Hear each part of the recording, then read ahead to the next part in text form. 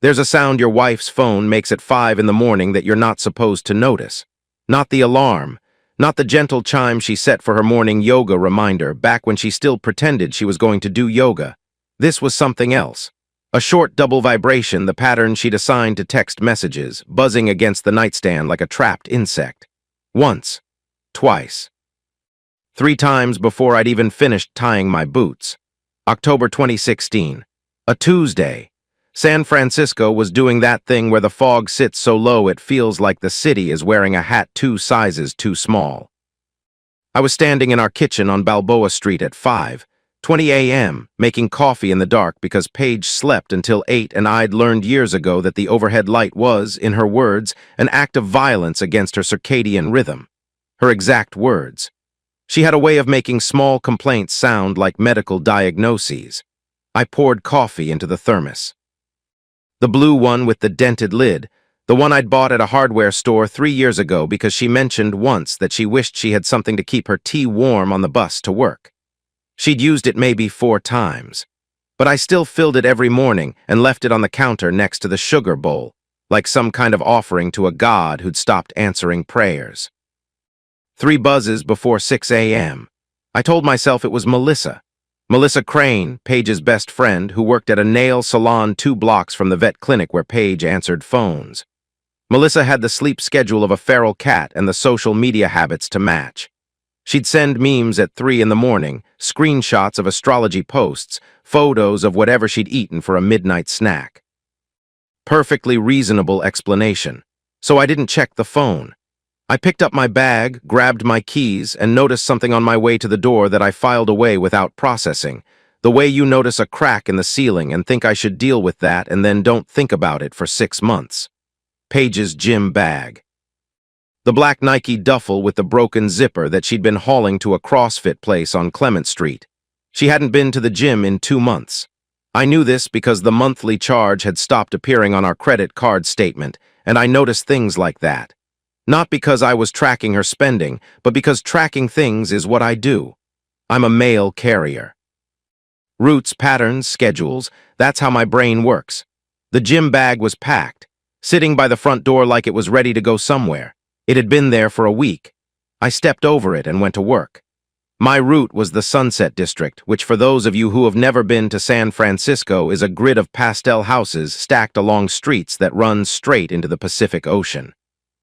On a clear day, you can see the water from the top of the hill on 19th Avenue. Most days, you can't see past the next block because the fog's so thick it feels personal, like the weather is specifically trying to make your afternoon worse. I'd been carrying mail on this route for 6 years. I knew which houses had dogs that barked at the truck, which porches had loose boards, which mailboxes were rusted shut. I knew the pattern of every block the way a musician knows a song. It was the only part of my life that still made complete sense. That morning, walking the route, my brain did something it had started doing more often. It started counting. Not mail, money. Paige and I had been married 3 years. Together 5 if you counted the year and a half of dating and the period where we lived together and pretended that wasn't basically being married. I made $48,000 a year as a carrier. Good money for the job, but San Francisco ate salaries the way the ocean ate sand castles. Slow and inevitable. Paige made 32 at the vet clinic. Together, we pulled in 80 grand, which in most American cities would be comfortable. In San Francisco in 2016, it meant we split a 2-bedroom rental for $18.50 a month and argued about grocery budgets like it was a competitive sport. She'd won the rent argument 2 years ago. 60-40 split, based on income ratio. She called it fair. I called it math that happened to benefit the person proposing it. But I didn't fight it because I didn't fight things. That was my role in the marriage. Logan the agreeable, Logan the steady, Logan who never makes a scene. I'd been playing that character so long I'd forgotten it was a performance. The counting, her new highlights, 180 at a salon in the marina. The girls' night dinners, $60 to $80 each, now happening weekly instead of monthly. 3 subscription boxes arriving at the door every month, skincare and snacks, and something called a style crate that contained clothes she wore once, and then hung in the closet like trophies from a war I wasn't part of. I caught myself tallying these numbers while standing on someone's porch holding a stack of envelopes, and I felt a knot of guilt so tight it was almost physical. Because this is what kills marriages. Not the affairs, not the screaming fights at 2 a.m. This. The quiet, corrosive arithmetic of resentment, where you turn love into a ledger and start tracking who owes what to whom. I was turning into my father, a man who kept receipts instead of conversations, who could tell you the exact dollar amount his wife spent on a coat in 1987, but couldn't tell you what she wanted for her birthday. I shoved the thoughts down and kept walking. At the corner of 41st and Pacheco, there was a house with a covered porch and a man who sat on it every single day regardless of weather. Mr. Nakamura, 78 years old, retired fisherman, widower. He wore the same thick wool sweater in July and January, kept a thermos of green tea on the arm of his chair, and nodded at me every morning like we were two ships acknowledging each other in a harbor. We'd never had a conversation longer than 4 words. But there was something about him, about the simplicity of a man whose entire daily schedule was a porch and a thermos, that made me jealous in a way I couldn't explain to anyone who wasn't standing on that sidewalk holding someone else's electric bill. I nodded. He nodded. I kept walking. I got home at 4:30. The apartment was empty. I texted Paige, "Want me to start dinner?" No reply for 45 minutes. Then at 5:15 my phone buzzed. "Eating with Melissa. Don't wait up." 4 words and a period. Not even a sorry or a heart emoji or any of the small digital gestures that couples use to say I'm thinking of you even though I'm not with you. Just a flat statement of absence. I made scrambled eggs. Ate them standing at the counter because sitting at the table alone felt like a declaration of something I wasn't ready to declare. Scrolled my phone while the eggs cooled. Opened Instagram out of habit and saw that Paige had posted a story 20 minutes earlier. A cocktail glass photographed from above, amber liquid, a large ice sphere, dark bar lighting that made everything look expensive and intentional. The location tag said a place in Soma I'd never heard of. Something with a French name and a lowercase font. Melissa wasn't tagged. I zoomed into the photo, tried to see something in the reflection on the glass. The curve of the ice distorted everything into meaningless shapes.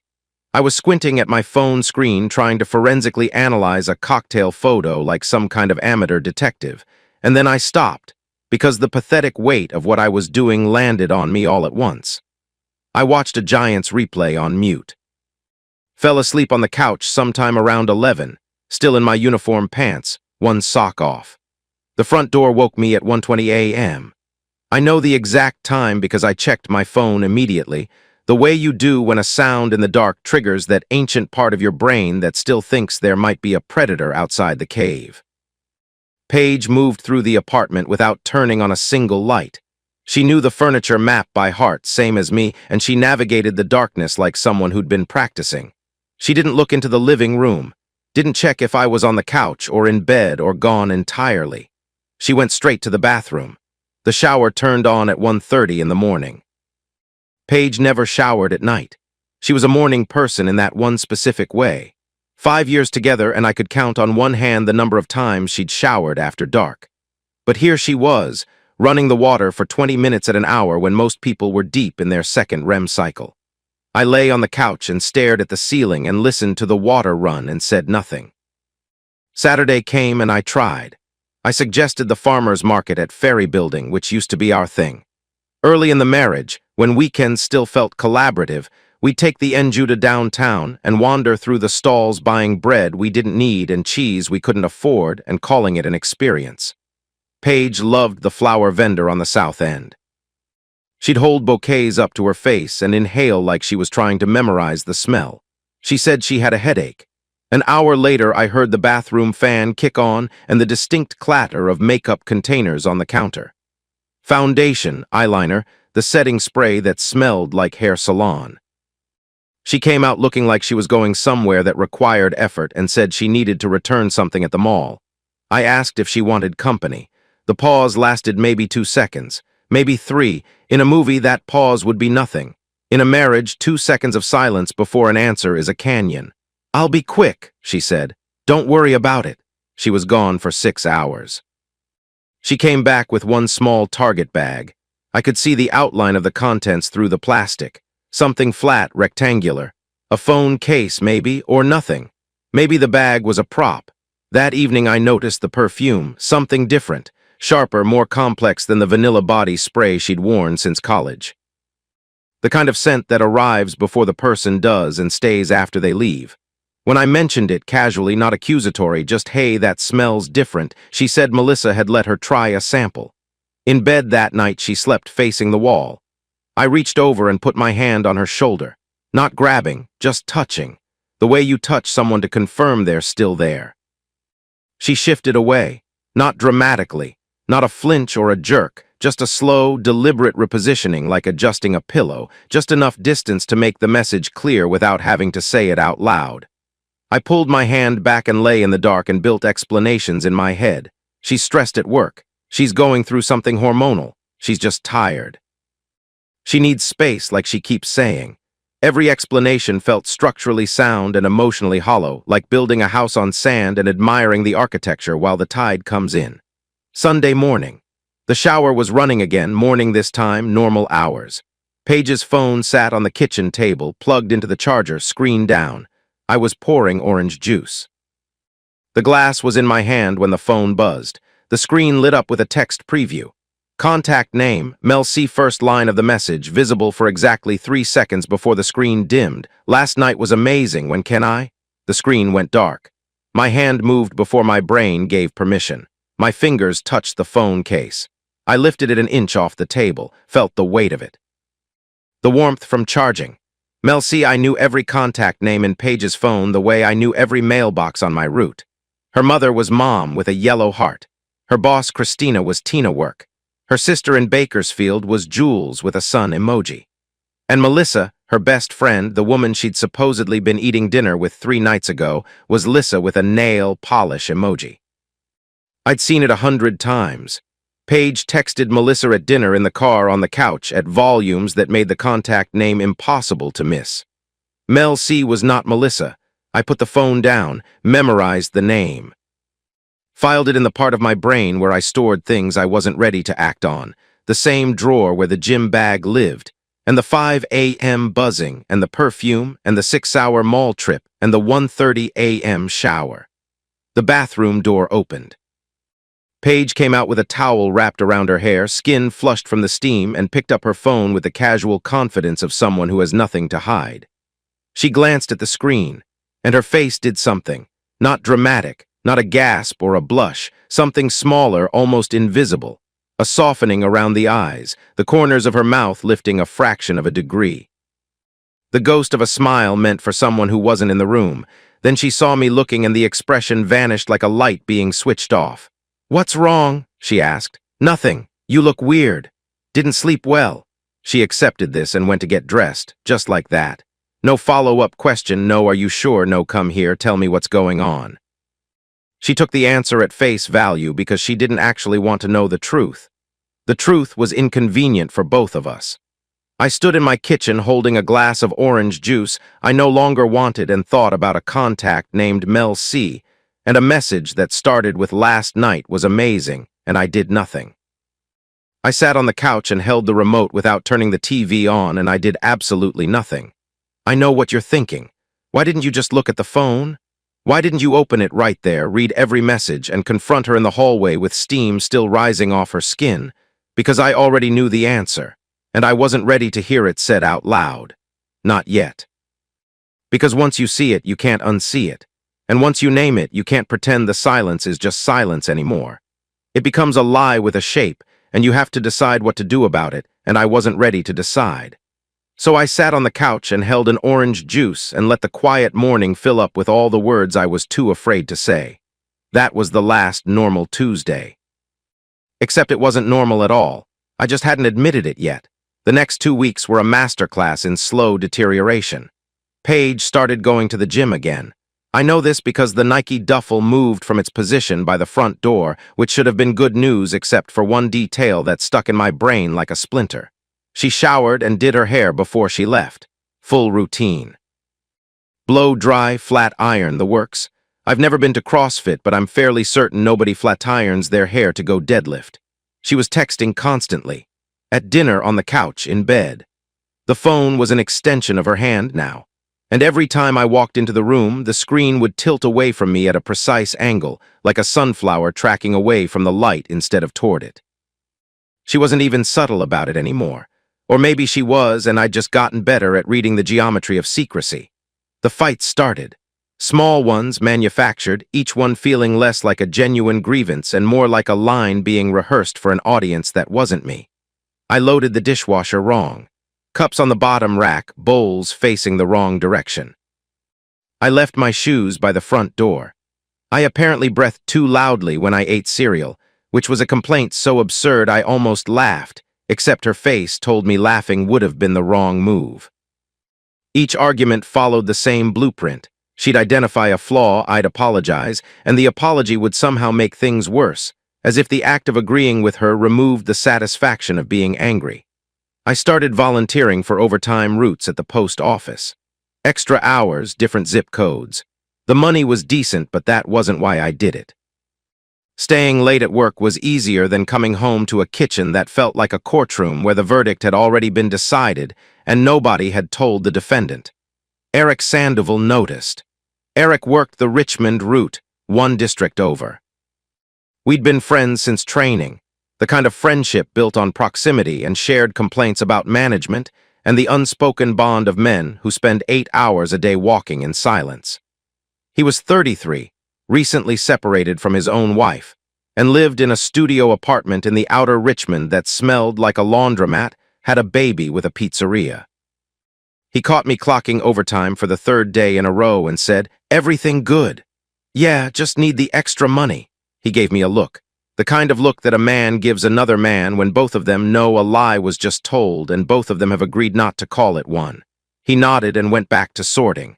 That was the thing about Eric. He knew when to push and when to let things sit. Most of the time he chose sitting. Whether that made him a good friend or an enabler was a question I didn't have the energy to answer. At home, Paige and I were eating separately more often than not. She'd grab something before I got home, or I'd eat at my desk at the distribution center, or we'd both be in the kitchen at the same time occupying different corners like strangers in a bus station. The apartment, which had never been large, had somehow gotten smaller. Every room felt like a space we were sharing out of obligation rather than choice. November 10th, a Thursday. I remember the date the way you remember the date of a car accident, not because you want to, but because your brain decides certain moments need timestamps. I came home from work and Paige was sitting at the kitchen table. No phone. That was the first thing I noticed. The phone was nowhere in sight, which was like walking into a room and noticing the furniture had been rearranged. Her arms were crossed. Her posture was rigid and deliberate, the way people sit when they've decided something and are waiting for the other person to arrive so they can deliver the decision. She'd been rehearsing. I could tell because she spoke in full paragraphs. No pauses, no searching for words, no filler. Pre-constructed sentences delivered with the confidence of someone reading from a teleprompter that only they could see. "I've been unhappy for a long time, Logan." I sat down across from her. "I feel suffocated, like I can't breathe in this apartment, in this routine, in this version of my life. I need space to figure out who I am outside of this marriage." I waited for specifics. For a concrete grievance, a moment she could point to, something I could address or argue against or apologize for. She gave none. It was all atmosphere, feelings without architecture. "What does space look like?" I asked. "I need you to leave for a while, pack a bag, stay with Shelby, stay with Eric, I don't care where, I just need this apartment to myself so I can think clearly." She said, "I need space," not "we need space." The difference between those two pronouns was a crack in the foundation wide enough to fall through. I pushed back, not the way you might think. Not raised voice, not a slammed fist, not a door ripped off its hinges. I don't do those things, never have. My father did those things, and it accomplished nothing except teaching me that volume is not the same as authority. I pointed out facts. The lease was in my name. I'd lived in this apartment since before we were married. The rent came out of my checking account, had never missed a payment in 6 years. This was my address on my driver's license, my route home, my kitchen. Paige's response was immediate and seamless, like she'd anticipated every objection and preloaded the counter. This isn't about money, Logan. This is about me being able to breathe. You're making this about logistics, and I'm trying to talk about feelings. I asked the question that had been sitting in my chest for 3 weeks. Is there someone else? She laughed, not a real laugh. A hard, performative sound, the kind of laugh designed to make the other person feel stupid for asking. See, this is exactly what I'm talking about. I can't even express a feeling without you turning it into an accusation. I can't tell you I'm unhappy without you making it about some imaginary affair. That's the problem, Logan. That's why I need to think. She'd flipped the entire conversation in under 10 seconds. I'd gone from a man asking a reasonable question to a man making paranoid accusations against his suffering wife. It was surgical. I'd watched her do this before in smaller arguments, redirect the conversation so that her behavior became my reaction to her behavior, which meant we were now talking about me instead of whatever she'd done that started the fight. But she'd never done it this cleanly with this much force. "Pack your bags," she said again. "I need space." I asked how long. She said she didn't know. "A couple weeks, maybe." I said no, not tonight. She stared at me like I'd spoken a language she didn't recognize. In 5 years together, I could count on one hand the number of times I'd told her no. Her face cycled through surprise, recalculation, and then something harder. She stood up, walked to the bedroom, and closed the door. Not a slam. A measured, deliberate click that was somehow worse. I slept on the couch. Friday was a cold war. Paige moved through the apartment like I was a piece of furniture she was navigating around.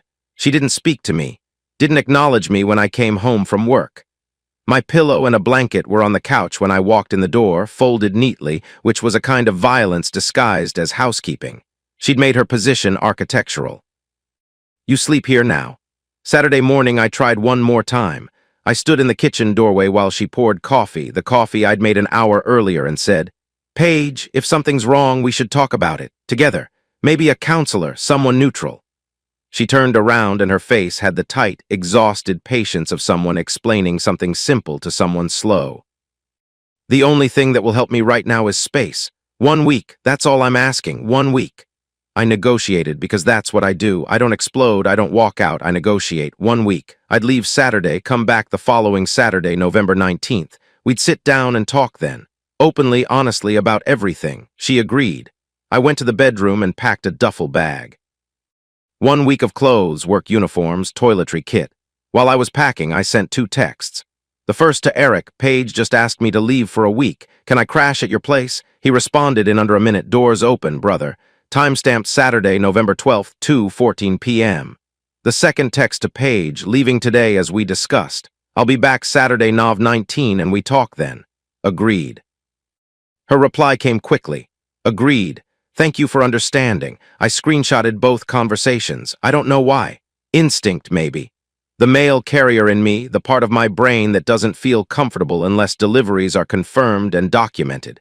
It was the smartest thing I did that entire month, though I wouldn't understand why for weeks. At the front door, duffel bag over my shoulder, Paige hugged me, and here's the part that messed with my head more than anything else. The hug felt real.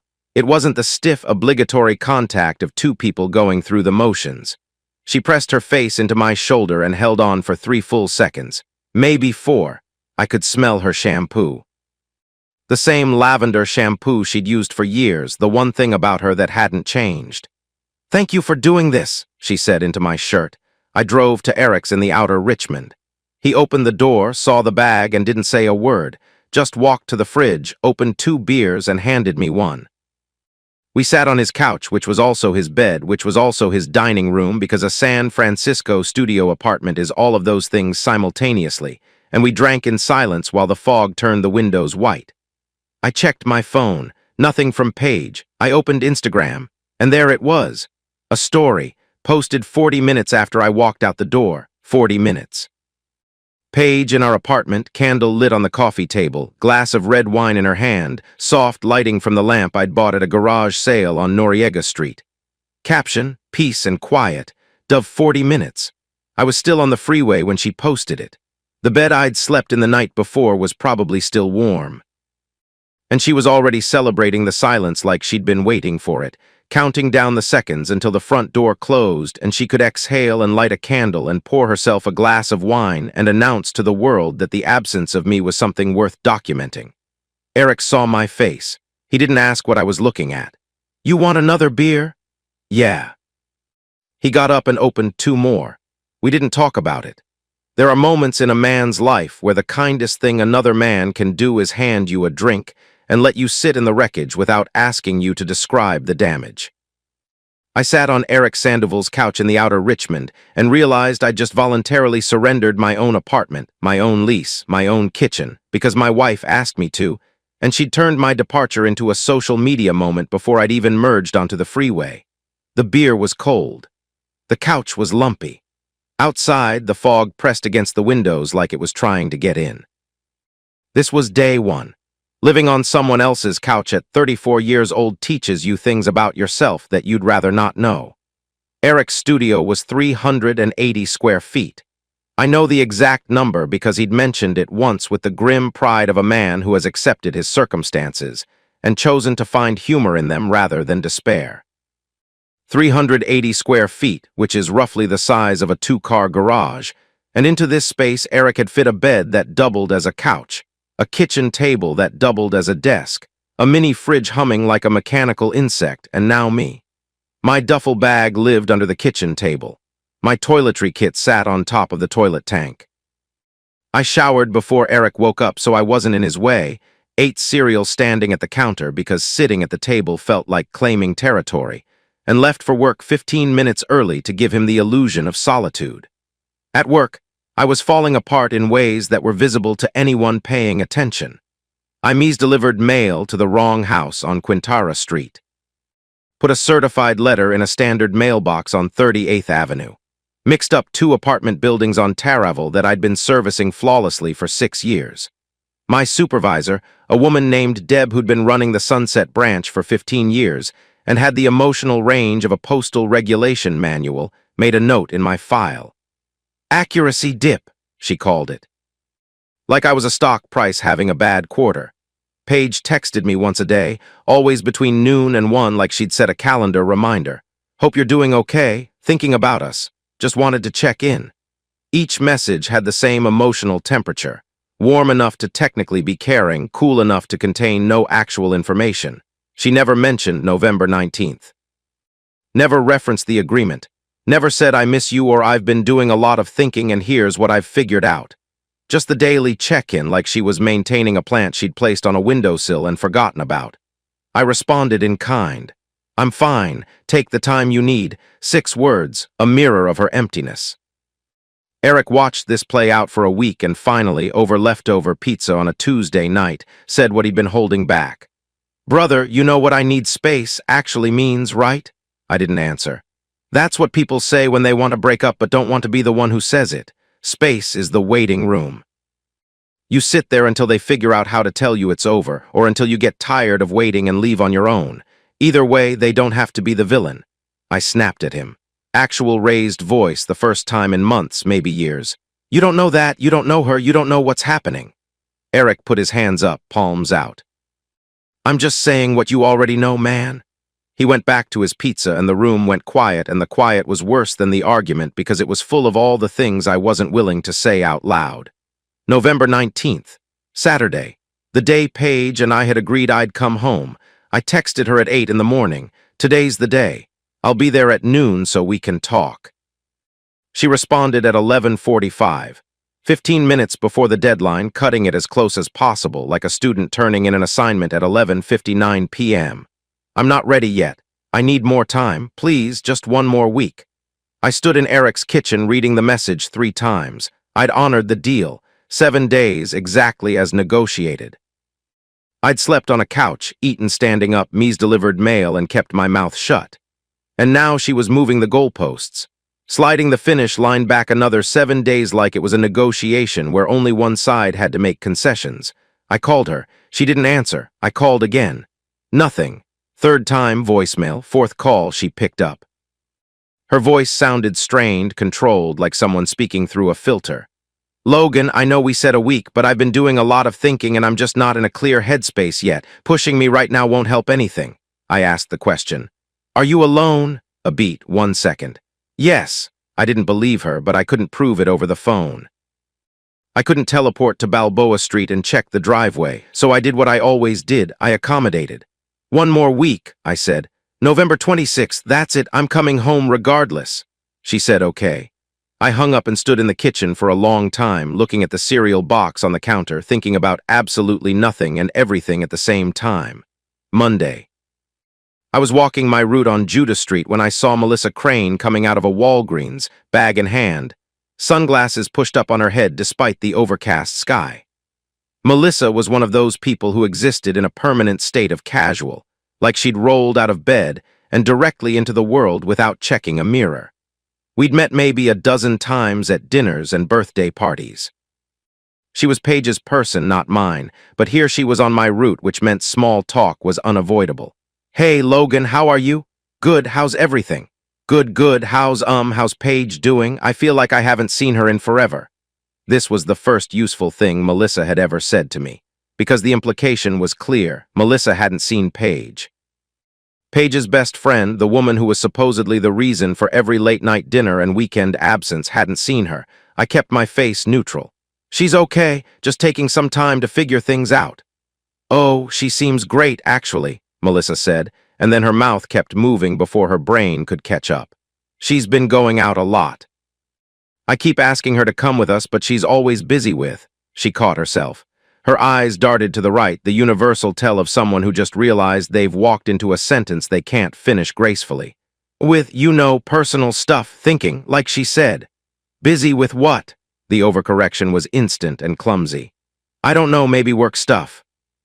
She did mention she met some new people at that bar she likes. Some Soma place. Then, sensing the hole she was digging, Melissa pivoted hard into a monologue about her own boyfriend's inability to do laundry, a subject change so abrupt it was practically a confession. She said goodbye and walked away, and I stood in the pharmacy aisle holding a bottle of antacids I didn't remember picking up, replaying every word. Paige needed space to think. Alone, instead she was going out. She was busy but not with Melissa. She'd met new people. At a bar, in Soma, the same neighborhood as the Instagram cocktail photo from a month ago. The one with the French name and the soft lighting and the tagged location that I'd tried to analyze through the reflection in an ice sphere. That night at Eric's, with the fog pressing against the windows and the mini fridge humming its one-note song, I did something I hated myself for. I opened Instagram and went to Paige's profile. Nothing new, nothing incriminating. She'd been careful. But Melissa hadn't. I went to Melissa's page, scrolled through a feed of nail art photos, brunch plates, and selfies with heavy filters, and there it was. A group photo from the previous weekend at a bar, 8 or 9 people in the frame, bad lighting, everyone holding drinks. Paige was in the background, slightly out of focus, leaning against someone, a man. His arm was around her waist.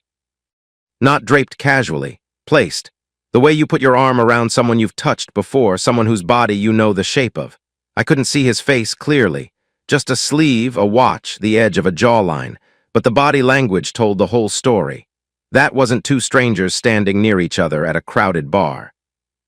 That was a couple who hadn't yet figured out they were being photographed. I screenshotted it, zoomed in until the pixels fell apart and I was looking at colored squares instead of a person. Then I texted the screenshot to Shelby. No caption, no message, just the image. My phone rang 80 seconds later. I'm coming over. Shelby's voice had the tone she used when she'd already made a decision and was informing you of it, not asking permission. I'm coming to Eric's. Don't do anything. Don't call Paige. Don't text anyone. Don't post anything. I'll be there in 40 minutes. Shelby was 38, my older sister by 4 years, a home health aide who spent her days caring for elderly patients in Dolly City and her nights aggressively minding the business of everyone she loved. She'd been divorced twice. The first time was mutual and sad. The second time was neither. She'd emerged from divorce number 2 with a dented Honda Civic, a profound distrust of romantic promises, and a Ziploc bag full of legal documents that she kept in her glove compartment, just in case someone needs it. She was sharp-tongued, fiercely protective, and had a flaw that she'd never acknowledge. She projected the wreckage of her own marriages onto everyone else's, which meant she sometimes pushed toward anger when patience was what was needed. She showed up in 42 minutes with her laptop under one arm and a focus that bordered on frightening. She sat down at Eric's kitchen table, which was also my nightstand and my dresser, and opened the computer. "Show me what you have." I showed her the screenshot. She studied it for 30 seconds. "Okay, Paige's Venmo, is it public?" I didn't know it was. Within an hour, Shelby had mapped the digital footprint of my wife's second life with the efficiency of a forensic accountant. Paige's Venmo activity was set to public, which meant every transaction was visible to anyone who looked. Multiple payments to and from a user named A. Tully. Small amounts, $12 here, $25 there. Emoji captions, a martini glass, a pizza slice, a flame. The transactions went back to late September, 6 weeks before Paige asked me to leave. 6 weeks. Shelby pulled up Facebook next. A check-in at the Soma bar from 3 weeks earlier. Paige Elliston and Aaron Tully both tagged at the same location on the same evening. She clicked on the name. Aaron Tully, 36, bartender. Profile picture, a man in a dark shirt behind a bar, bottles backlit, smile like he knew exactly how good it looked. Other photos, cocktails with artful garnishes, a skateboard on a pier, a sunset from what looked like a rooftop. The profile of a man curating an image of effortless cool on an income that probably couldn't afford the drinks he was photographing. The room went very quiet. Eric, standing in his kitchen doorway, said softly, "Man, I'm sorry." I didn't answer. I was staring at the screen, at the small squares of Aaron Tully's public life, at the Venmo timestamps that proved my wife had been exchanging money and emoji with this man since before she'd looked me in the eyes and said, "I feel suffocated." "She told me she needed to think," I said. My voice sounded like someone else's. Flat, distant, reading a tracking number off a package. "She needed me gone so she could bring him in." I stood up, grabbed my jacket, and told them I needed to walk. The walk took me to Ocean Beach. It was past 11. Mid-November in San Francisco, which meant the fog was so thick the ocean was invisible, just a wall of white noise and salt air and cold. The sand was wet and hard-packed, and I sat on it anyway and let the damp soak through my jeans because physical discomfort was easier to process than the alternative. This is the part where I'm supposed to tell you I was angry, that I saw red, that I wanted to drive to Soma and find Aaron Tully's bar and put my fist through something. But that's not what happened. What happened was grief. Raw and ugly and shapeless, the kind that doesn't come with a target because the thing you're mourning isn't dead yet. It's just been revealed to be something other than what you thought it was. I sat on that beach and mourned. Not the marriage as it was in November, because the marriage in November was already a corpse. I mourned the marriage as I'd imagined it continuing. The second bedroom becoming a nursery someday. Thanksgiving traditions we hadn't built yet. Growing old with someone who knew my coffee order and which side of the bed I slept on and that I read the sports section back to front. The Sunday crossword puzzles, her doing the across, me doing the downs. Those mornings were real. I was sure of it. She'd been present in those moments. She'd laughed and leaned against me and filled in 14 across with the wrong answer, and we'd argued about it, and I'd loved her so completely that the memory of it now felt like holding a photograph of a house that had burned down. She'd been capable of loving me, and she'd chosen to stop. And I'd never know the exact moment the choice was made. Was it a single decision or a slow drift? Was there a morning when she woke up and looked at me and thought, "I don't want this anymore"? Or did it happen the way fog rolls in so gradually that by the time you notice you can't see 3 feet in front of you? I called Shelby from the beach. Past midnight. She answered on the first ring, which meant she hadn't slept, which meant she'd been waiting. "I need to know everything," I said. "And then I need to figure out what to do." "Now you're talking." Monday morning, November 21st. I was at the distribution center, sorting mail into route trays before my shift, hands moving on autopilot while my brain ran calculations I didn't want to be running. The fluorescent lights overhead buzzed at a frequency that felt personal, like they were trying to give me a headache out of spite. My phone rang, not a text. A call, Brian Kessel, the landlord. Brian was 52. A bus mechanic for the city transit system who'd somehow parlayed a small inheritance into 3 rental properties that he managed himself with the meticulous efficiency of a man who trusted spreadsheets more than people. I'd rented the Balboa Street apartment from him for 6 years. We weren't friends. We were something more reliable than friends. We were a landlord and a tenant who respected each other's end of the deal. I paid on the first. He fixed things when they broke. We communicated in short sentences and firm handshakes, and that was enough. Logan, quick question. Go ahead. Rent's due in 10 days. I drove past the property yesterday, routine check, and there's a car in the driveway I don't recognize. Silver Hyundai, leased plates. It's been parked there overnight at least 3 times in the last week. He paused, and in the pause was the unspoken question he was working up to asking. Your wife subletting, because the lease says one approved couple, no additional occupants without written consent. My stomach did something it had never done before. It dropped and tightened at the same time, like an elevator plunging while someone pulled a drawstring around my ribs. Did you see anyone? I asked. Tall guy, dark hair, came out the front door Sunday morning in sweatpants carrying a coffee mug. Not you. Sunday morning. The morning I'd called Paige and asked if she was alone, and she'd said yes without a half-second of hesitation. The morning a man I'd never met walked out of my front door holding a mug from my kitchen, wearing the kind of sweatpants you only wear in a place you feel comfortable in. I thanked Brian, kept my voice level, hung up. My hands were shaking, not the fine tremor of sadness, not the trembling that comes with crying. This was something different. Something mechanical, like a machine vibrating at a frequency just below the threshold of failure. I set the stack of mail down because I didn't trust my grip and stood there in the fluorescent hum of the sorting room and felt the last wall of denial come down. Aaron Tully was sleeping in my apartment, in my bed. Drinking coffee from my kitchen, probably the coffee I'd bought, possibly from the same mug I'd used the morning before I left. And I was paying for all of it. $1,850 a month, auto-drafted from my checking account on the first of every month, buying another man the right to sleep where I used to sleep and shower where I used to shower and stand in the kitchen I'd stocked with groceries on a mail carrier's salary. I made it through the rest of my shift. Don't ask me how. Muscle memory, probably.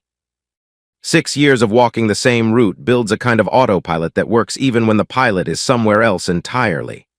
At lunch, I sat in my USPS truck on a residential side street, engine off, sandwich on the dashboard, and called Paige. The sandwich was turkey on wheat. I remember that because I stared at it during the entire conversation and never took a bite, and it sat there like evidence of a normal life I was no longer living. How's the thinking going? I asked. It's been really helpful, Logan. I feel like I'm getting a lot of clarity. Good, that's good. A pause. You doing all that thinking alone? Yes, alone, she said it smoothly. No stumble, no catch, no micro-pause, just the word alone delivered with the kind of confidence that only comes from practice. That's interesting, I said, because Brian called me this morning. He wants to know who the man is that's been sleeping at the apartment. Silence, not the comfortable kind. The kind where you can hear someone's entire internal architecture rearranging itself, walls coming down and new ones going up, defenses being repositioned. 3 seconds. 5. Then the pivot. It was impressive, honestly. The speed and fluidity of it, the way she shifted from caught to counteroffensive in under 10 seconds. She said it was a friend of Melissa's who needed a place to crash for a few nights. Nowhere else to go, she was just being kind, helping someone out. Brian said the car's been there all week, I said, multiple overnights. Brian needs to mind his own business. It's his property, Paige, and my lease, she hung up. I sat in the truck for another 10 minutes. On the lawn across the street, someone had a garden gnome positioned next to a mailbox. It was wearing a tiny rain hat and holding a fishing rod. I stared at it and thought about how strange it was that the world kept being normal and whimsical and full of garden gnomes, while my marriage was collapsing like a building with the supports pulled out. That evening at Eric's, I logged into our joint checking account, the shared account. The one we'd opened together 2 years ago for household expenses, the account where my paycheck deposited the rent money, the groceries, the utilities. I hadn't looked at it since I left. What I found: 2 restaurant charges totaling $340, places I'd never heard of. Not the kind of restaurants where 2 people eat for $30 and leave happy. The kind where they charge $18 for a cocktail and the menu doesn't have prices because if you have to ask, you're in the wrong building. A $200 charge at a clothing store on Valencia Street. $95 at a liquor store, which is a lot of liquor or a little very expensive liquor, and either way it wasn't liquor I'd been drinking. And then the line that made me set the phone down on the table and press my palms flat against the surface like I was trying to stop the room from spinning. A Venmo transfer, $400, to Aaron Tully. Description, rent help. Followed by a heart emoji. She was using our joint money, the account my paycheck fed, to help pay her boyfriend's rent, while I slept on a friend's couch and ate cereal standing up and delivered other people's mail with hands that shook when I thought too hard about what was happening in my own home. I screenshotted everything, downloaded the full bank statement from the website. My name was on the account. I didn't need a subpoena or a lawyer or anyone's permission. I needed a password, which I had, and an internet connection, which Eric provided. I created a folder on my phone, named it Receipts, started organizing. The mail carrier in me had taken over, the part of my brain that sorts, categorizes, routes, delivers. Emotions were packages I couldn't open yet, so I stacked them neatly and kept working. Eric had been watching me from across the room, sitting on the edge of his bed with a beer he'd stopped drinking. After I put the phone down, he said, "I think I know that name, Tully." He pulled up a group chat from his recreational basketball league, a men's league at a gym in the outer Sunset. Said one of the guys, Adam Reeves, had a roommate who tended bar in Soma. Eric remembered Adam complaining about the roommate, women constantly coming through their apartment. Women who were, in Adam's words, always in some kind of situation, which was a polite way of saying they were married or partnered or otherwise attached to someone who wasn't the guy mixing them drinks in his underwear at midnight. Eric texted Adam, "Hey man, your roommate's name is Tully, right?" "Aaron?" "Adam. Yeah, why?" Eric looked at me. I nodded. He typed, "I think he's involved with my buddy's wife." Adam called 15 minutes later.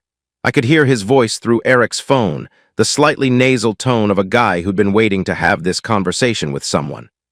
Adam Reeves was 28, worked at a warehouse in South San Francisco, paid his rent on time, and was profoundly tired of living with Aaron Tully. He confirmed what I'd already begun to suspect. This wasn't Aaron's first married woman. It wasn't even his second. Adam described a pattern. Aaron gravitates toward women who are available but not single. Women in relationships, women in marriages, women who are looking for an exit or an adventure or both. He doesn't target them exactly. He just makes himself available in bars and lets the situation develop, and he's charming enough that the situation always develops. He doesn't think he's doing anything wrong, Adam said. That's the thing. He genuinely doesn't connect what he does with the damage it causes. He just thinks he's living his life and other people's marriages are other people's problem. Adam also mentioned that Aaron owed him 2 months of utilities and that he kept finding unfamiliar earrings in the bathroom. "I'm not trying to get in your business," Adam said, "but I'm tired of it. The guy uses our apartment like a hotel and treats every woman he meets like a rental car. Fun for a weekend, somebody else's problem when it breaks down." I thanked Adam, hung up. Sat in the silence of Eric's studio and processed. The information didn't change what Paige had done. She'd made her choices. Nobody held a gun to her head and forced her to Venmo $400 to a bartender. But it added a dimension that made the whole thing worse in a way I hadn't anticipated. She hadn't just cheated. She'd been played. She dismantled her marriage to make room for a man who did this as a lifestyle, who had a roommate keeping count of the earrings left behind in the bathroom. And somehow that made me feel more, not less. Because mixed in with the anger was something I didn't want, pity. Pity for the woman who told me to pack my bags so she could install a man who would eventually leave his own earring collection in someone else's apartment. That night I called my mother. She lived in Dolly City, the house I'd grown up in, a 2-bedroom with aluminum siding and a fence my father had built in 1994 and never repainted. She was 61, retired from the school cafeteria where she'd worked for 28 years. I gave her the sanitized version. Paige and I were having problems. I was staying with Eric for a bit, working through some things. She was quiet for a moment, then said, "I always liked Paige. She reminded me of myself when I was young." The sentence landed like a brick thrown from a rooftop. Because my mother was the reason my father spent 30 years sleeping on a couch in his own house. She was the one who weaponized silence, who turned every disagreement into a referendum on his character, who made him apologize for things that didn't require apologies until apologizing became his default setting. My father was a man who made himself smaller every year until he took up almost no space at all, and then he had a heart attack at 58 in a one-bedroom apartment with nothing on the walls, and the smallness became permanent. And my mother, who'd orchestrated the shrinking, described herself as having been young. She reminded me of myself. I said something polite and hung up and sat with the realization that had been forming in me for weeks, but hadn't had a name until now. I'd married my mother. Not literally, not in any obvious way. Paige didn't look like her or talk like her or share any of her specific habits, but the architecture was identical, the emotional centrality. The way every conversation somehow orbited her feelings, her needs, her comfort. The way dissent was framed as attack, and compliance was the only acceptable form of love. I'd grown up watching my father perform this kind of love, and I'd learned it so thoroughly that I'd found a woman who required the exact same performance and signed up for a lifetime of encores. Shelby texted me at 11 that night. "Did you talk to Mom?" "Yeah, let me guess, she likes Paige," said Paige reminded her of herself. There was a long pause, then, "Of course she did. Don't bother with Mom on this. She always roots for the tornado because she was one." I laughed. A real laugh, the first one in weeks. Dark and dry and exhausted, but real. The kind of laugh that comes not from something being funny, but from something being so precisely, brutally true that your body doesn't know what else to do with it. I put the phone down and lay on Eric's couch and stared at the ceiling. The apartment above us had a leak somewhere. A water stain on Eric's ceiling spread in the shape of something that looked like a map of no place in particular. Everything I'd built in 5 years was a lie, and the woman I'd built it with was spending my money on the man she'd built the lie around, and my mother thought that was understandable, and my landlord was calling to ask why a stranger was walking out of my front door in sweatpants. But I had screenshots, and bank statements, and text messages with timestamps, and a sister who answered the phone at midnight, and a friend who handed me beers without asking questions, and a folder on my phone called receipts that was growing thicker by the day. Tomorrow, I would call a lawyer. Tonight I would lie on this couch and listen to Eric snore through the thin wall and let the weight of everything settle into my bones until I could figure out how to stand back up. The fog pressed against the window. Somewhere out there my apartment sat on Balboa Street with another man's shoes by the door and another man's coffee in the pot, and my wife's phone buzzing with messages from someone whose name started with A and ended with the sound of everything I thought I knew falling apart. I closed my eyes. I didn't sleep, but I closed my eyes. Shelby showed up the next evening with a yellow legal pad, a Ziploc bag full of printed screenshots, and the quiet fury of a woman who had been through this particular fire twice and knew exactly where the exits were. She spread everything across Eric's kitchen table like a battlefield map. The Venmo records, the Facebook check-ins, the blurry photo from Melissa's Instagram. The bank statements Logan had downloaded the night before. Eric stood in his kitchen doorway holding a beer he'd stopped drinking, watching Shelby work with the expression of a man witnessing something between admiration and mild terror. "Here's where you are," Shelby said, tapping the legal pad with a pen she'd brought from work. "You have the lease in your name. You have bank records showing she's funding his lifestyle with your money. You have a landlord who already called you asking questions. These aren't feelings, Logan. These are facts, and facts need a lawyer." Logan leaned against the wall. "A lawyer means divorce. A lawyer means protection. Divorce is already happening. You just haven't filed the paperwork." He didn't answer right away. Hiring a lawyer made the thing real. It transformed what might still be a bad phase, a rough patch, a marriage in trouble, into a legal proceeding with case numbers and court dates. It turned Paige from his wife into the opposing party. Shelby watched his face and read it perfectly. She'd seen this look on 2 different husbands and on her own face in the mirror. "It became irreversible when another man's coffee mug showed up in your kitchen," she said. "You need Kaylee Figueroa." "Who?" "Family law attorney, solo practice, tenderloin. My coworker Diane used her for a custody case last year. She's 29, she's hungry, she charges sliding scale, and she doesn't sugarcoat. You'll like her. Logan called the next morning from his truck before starting his route. The receptionist, which turned out to be Kaylee herself, because a solo practitioner in the Tenderloin doesn't have staff, picked up on the second ring and scheduled him for that afternoon. Her office was above a laundromat on Eddy Street, second floor. The stairwell smelled like detergent and something that might have been mildew or might have been the building just being old. The office itself was small enough that the IKEA desk took up most of it. Bare walls except for one framed diploma from UC Hastings. A window that looked out on a fire escape. Kaylee Figueroa sat behind the desk with a legal pad identical to Shelby's and the quiet intensity of someone who'd been building their practice for 8 months and treated every client like the case that would define her reputation. "Start from the beginning," she said. "Chronologically." So he did. The way he'd describe a mail route to a new carrier. Point A to point B, every turn, every stop in order. She took notes without interrupting. When he finished, she set the pen down and looked at him straight. "California is a no-fault divorce state. That means the affair on its own doesn't give you additional legal leverage. The court doesn't care who cheated." Logan's jaw tightened. "But," she held up one finger. "The financial misuse of marital funds, that matters. The unauthorized occupant in your leased property, that matters. And the constructive eviction, her pressuring you out of your own home, that matters a lot. This isn't about punishing Paige for sleeping with someone. It's about protecting your money, your housing, and your rights going forward."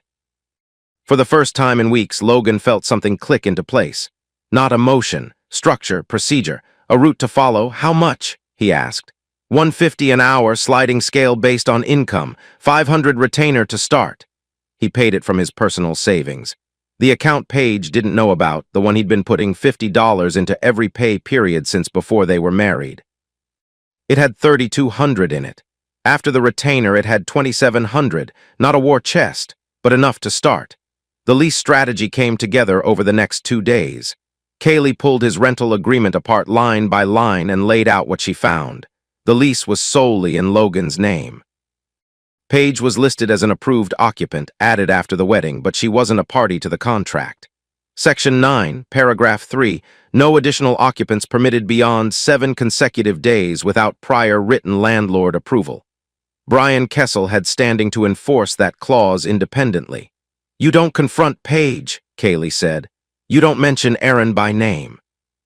You don't accuse her of anything. Your landlord handles this on his own because it's his property and his lease being violated. If he inspects, documents, and issues a notice, that creates an independent paper trail. In divorce proceedings, that trail shows bad faith on her part without you being the one pointing the finger. So Brian does the heavy lifting. Brian protects his property. You protect your exit. The interests align." Logan met Brian at a diner near the SFMTA bus depot in Potrero Hill. The place had cracked vinyl booths and coffee that tasted like it had been made during the previous shift. Brian sat across from him in his transit mechanic uniform, grease still visible in the creases of his hands, and listened without expression while Logan laid it out. "I'll be straight with you, Brian. My wife asked me to leave the apartment. She's moved another man into your property. I'm sleeping on a friend's couch while she uses my lease." Brian's coffee cup paused halfway to his mouth. "How long?" "At least 3 weeks, probably longer." The cup came down hard enough to slosh. "I don't care about your marriage, no offense. But I care about my property and who's occupying it without my consent. I've dealt with this kind of thing before. I keep records." They worked through the steps. Brian would deliver a 24-hour written inspection notice, his right under the lease. He'd conduct the inspection, document what he found. If the evidence confirmed an unauthorized occupant, he'd issue a 3-day notice to cure or quit, citing the specific lease clause. Standard California procedure for a curable violation. "I won't tip her off," Logan said. "Good, this isn't personal, it's property management." Brian flagged down the waitress for a refill. "Just pay your December rent on time and we're square." They shook hands over bad coffee. Logan drove back to Eric's feeling something unfamiliar, not happy, not vindicated, something closer to the sensation of standing on solid ground after weeks of sinking. That night back at the studio, the conversation shifted to something Logan hadn't been willing to touch. Not strategy, not evidence, the thing underneath all of it. "I'm ashamed," he said.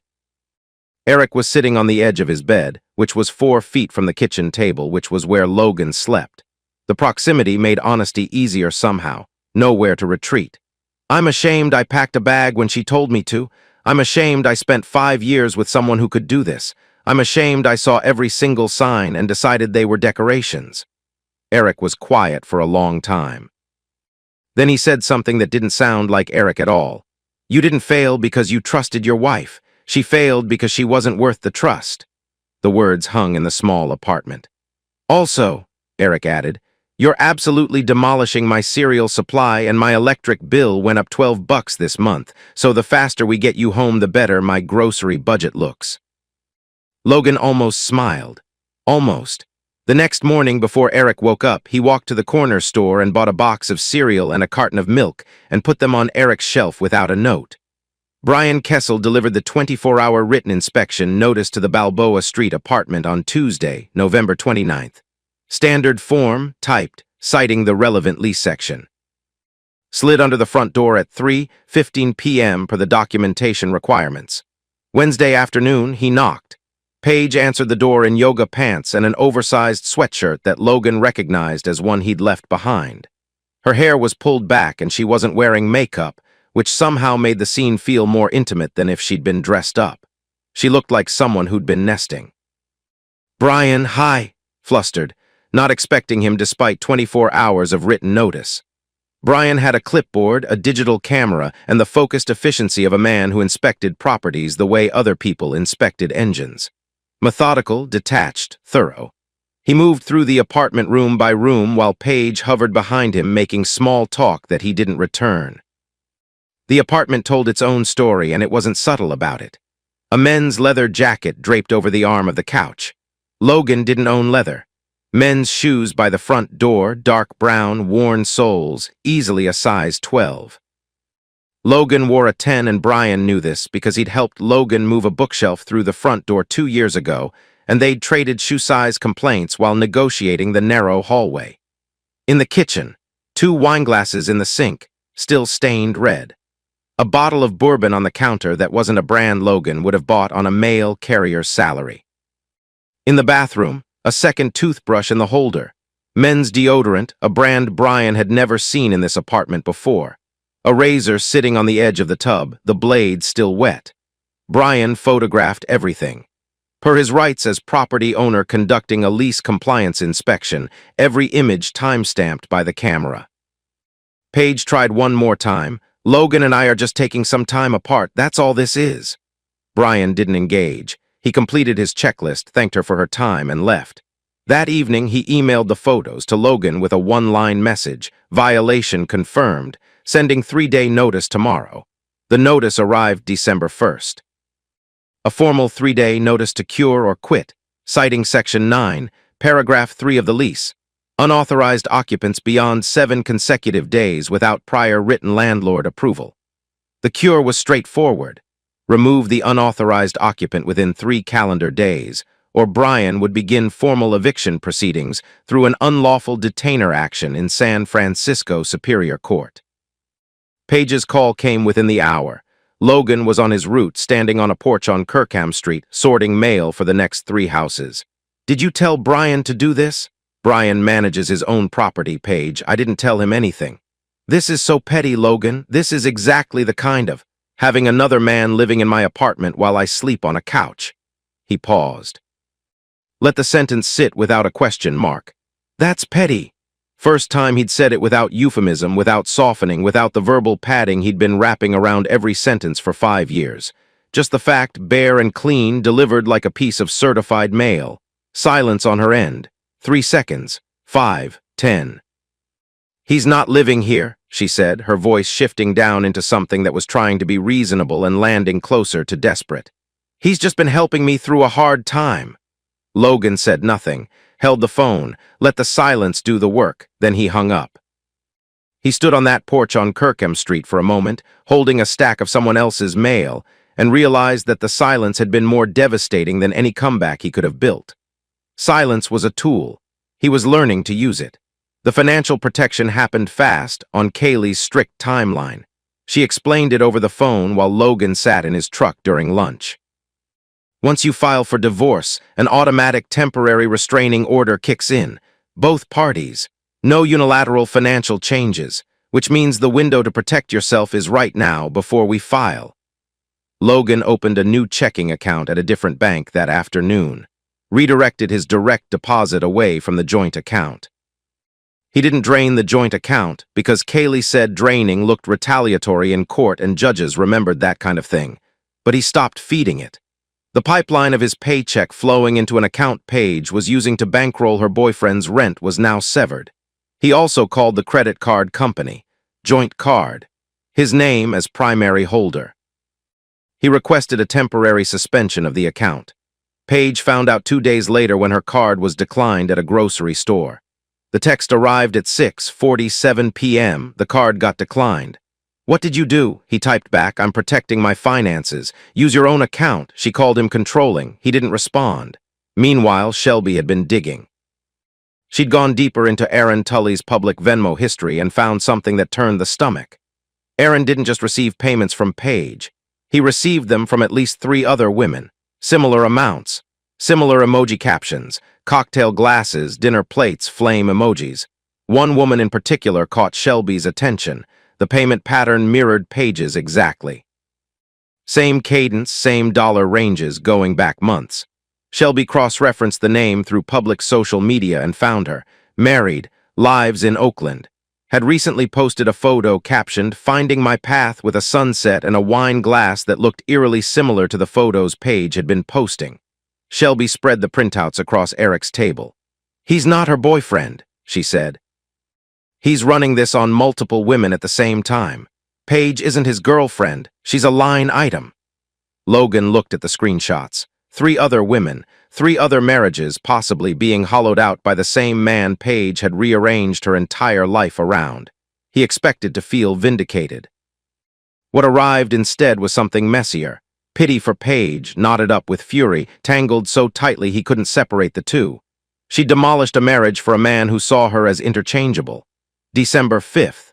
Logan sat in Kaylee's office and signed the divorce petition. She filed it with the San Francisco County Superior Court that afternoon. California mandates a 6-month waiting period from filing date to finalization. The clock started. "Once she's served," Kaylee said, "the ATRO locks in for both of you. No hiding assets, no major financial moves, no property destruction. We're on the record now." Logan walked out of the office onto the Tenderloin sidewalk. December fog. Thick cold, the kind that gets into your jacket before you've walked half a block. He stood on the sidewalk and didn't move. People flowed around him. Someone's dog sniffed his pant leg. A man in a puffy jacket said, "You okay, buddy?" "Yeah," Logan said. "Just remembering how to breathe." He walked to his truck and sat behind the wheel for 10 minutes before turning the key. The process server found Paige on December 8th at 9:40 in the morning. She was standing in the doorway of the Balboa Street apartment in a bathrobe, holding a mug of coffee, when a man in a polo shirt handed her an envelope and said, "You've been served." She called Logan within the hour. He was in his truck, parked on Moraga halfway through his route, a turkey sandwich sitting on the dashboard in its plastic wrap. "You're really doing this?" Her voice cracked in a way that sounded genuine, or at least well-practiced enough that the difference didn't matter. "Without even trying counseling, without even sitting down face to face. You moved another man into our home, Paige. You used our joint money to pay his rent. What exactly would we be counseling about?" She cycled through the stages fast, crying first, then anger crackling underneath, then something that sounded like bargaining. "The apartment is my home too, Logan. I have rights. You can't just—" "That's your right. Talk to a lawyer." He hung up, picked up the sandwich, noticed his hands were steady. This was the first time in their entire relationship that he'd ended a conversation before she did. 5 years of phone calls where she controlled the exit, where she decided when a discussion was over, where the last word was always hers. Not this time. The sandwich tasted like nothing. He ate it anyway. Paige was not stupid, and this was the part where Logan had to stop underestimating her. Within a week, she'd hired her own attorney, a guy named Thorne she found through some online legal directory. Cheap, aggressive, The kind of lawyer whose strategy was volume rather than precision, who filed motions the way a boxer throws jabs, not to land but to keep the other side off balance. Thorne's first move was a letter. It arrived at Kaylee's office 4 days after Paige was served and made 2 claims. First, Logan had voluntarily abandoned the marital home, forfeiting any right to claim constructive eviction. He left of his own free will. Nobody forced him. Second, Brian Kessel's property inspection and subsequent 3-day notice constituted harassment of Paige as a protected tenant, and Thorne was considering filing a fair housing complaint against Brian with the San Francisco Rent Board. The letter wasn't designed to win in court. It was designed to scare, and it worked. On Brian, at least. Brian called Logan at 7 that evening. His voice had the tight, compressed quality of a man trying not to raise it. "I got a letter from a lawyer, says I'm harassing your wife, says they're filing a fair housing complaint." "Brian, I'm not going to court over your marriage, Logan. I'm a bus mechanic. I fix diesel engines. I don't fix other people's problems, and I sure as hell don't pay a lawyer to defend myself because I did an inspection of my own property." Logan felt the ground shift. Brian was his most important ally in this, not because they were friends, but because Brian was independent. His actions came from his own interests as a property owner, not from Logan's direction. If Brian backed off, the entire paper trail lost its teeth. "Let me call my lawyer," Logan said. "Give me 12 hours, he called Kaylee, near panic, which for Logan meant his voice went very flat and very quiet like a pressure gauge approaching red. Kaylee was calm. She pulled up Thorne's letter on her computer while they talked.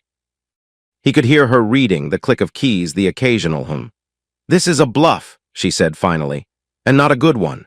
Brian conducted a standard lease compliance inspection with proper 24-hour written notice.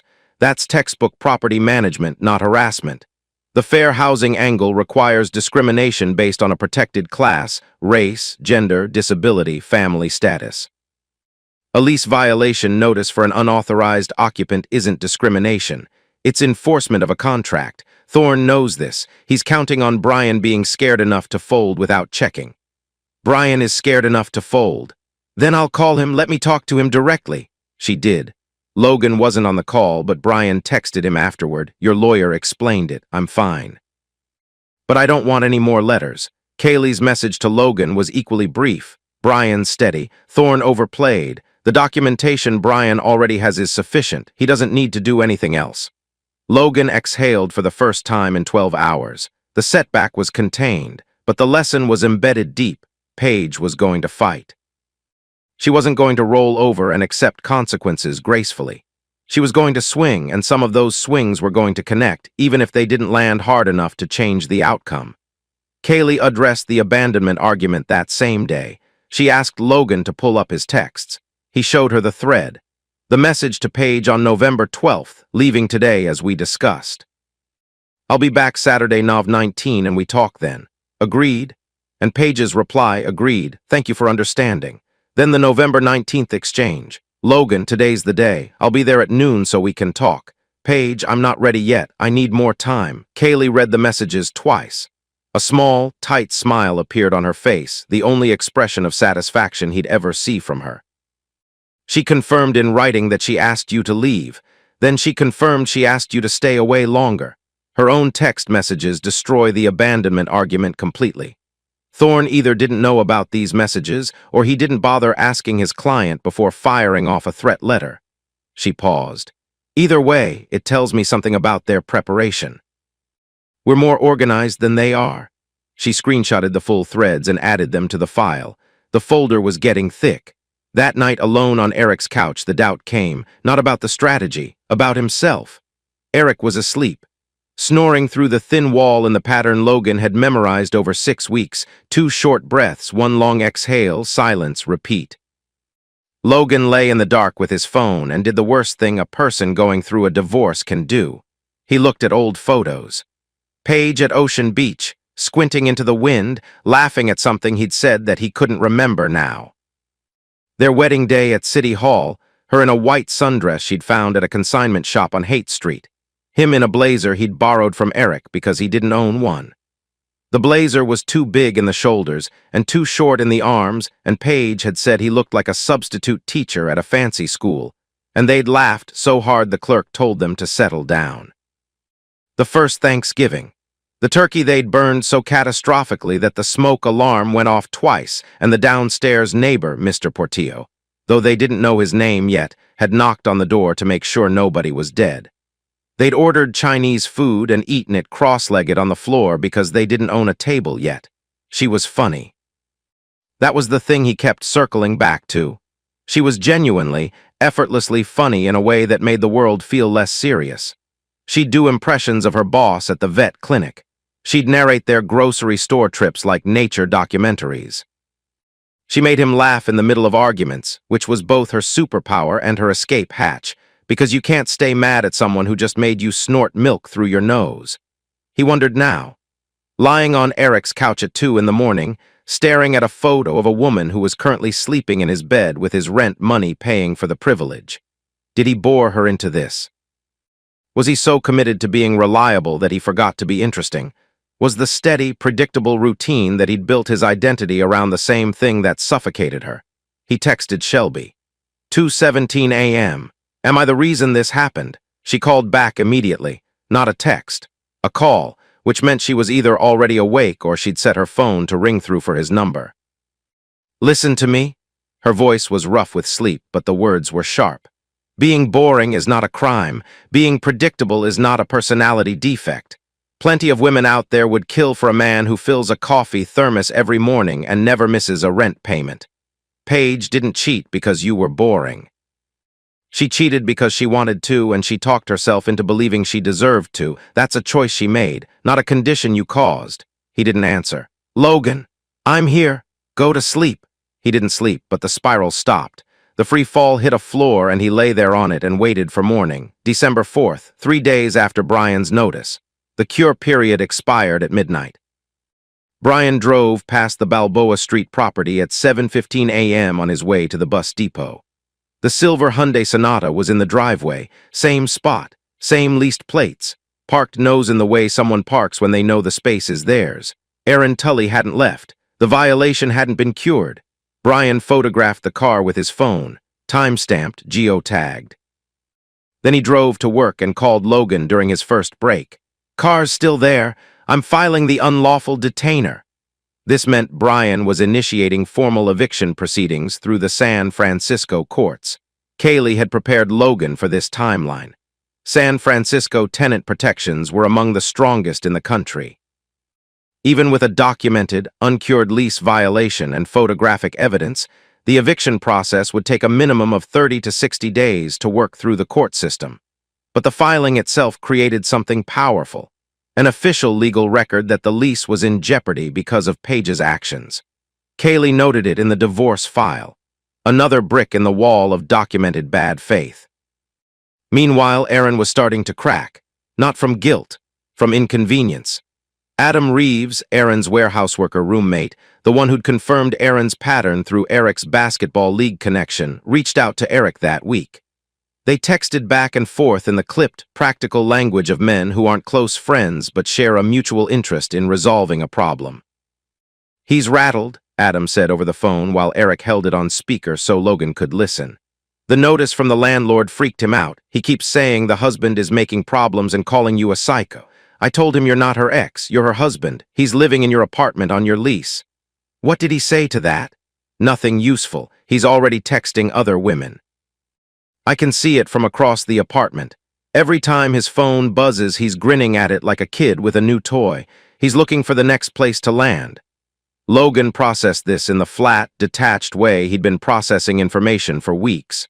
Aaron wasn't heartbroken about losing Paige. He was recalculating. Looking for the next open door, the next woman who'd confuse his attention for something real. Logan wasn't even angry at Aaron anymore. You don't get angry at weather. You just note which direction it's blowing and adjust your route. At the veterinary clinic in the Mission District, things were unraveling for Paige in a different way. Christina Yee had been patient. She was the kind of manager who believed personal problems should stay personal, who gave her staff the space to sort their lives out as long as the work got done. But the work wasn't getting done. Paige had been late 3 times in 2 weeks.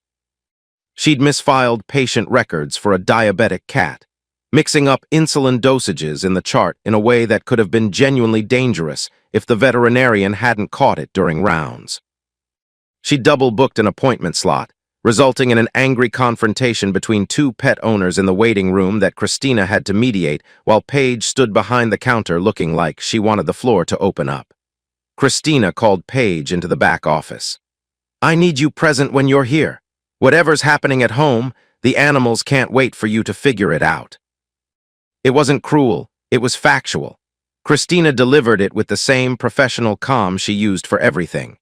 Paige nodded, held it together until Christina closed the door, and then cried in the break room for 20 minutes. Melissa came over during her lunch break from the nail salon. She brought a smoothie and an expression that was running low on sympathy. The friendship had been strained for weeks.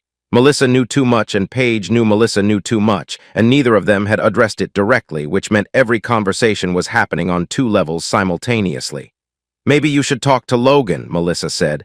"Like actually sit down and talk. Whose side are you on?" "I'm not on a side. I'm saying that whatever this is, it's not working for anyone." Paige didn't speak to her for 3 days after that. December 18th, a Tuesday. Paige came home from the vet clinic at 5:30 and knew something was wrong before she got the key in the lock. The apartment felt different through the door, lighter somehow, less inhabited. She walked in. Aaron's leather jacket was gone from the couch. His shoes were missing from the spot by the door where they'd lived for a month. The bathroom, his toothbrush gone, his deodorant gone, his razor gone.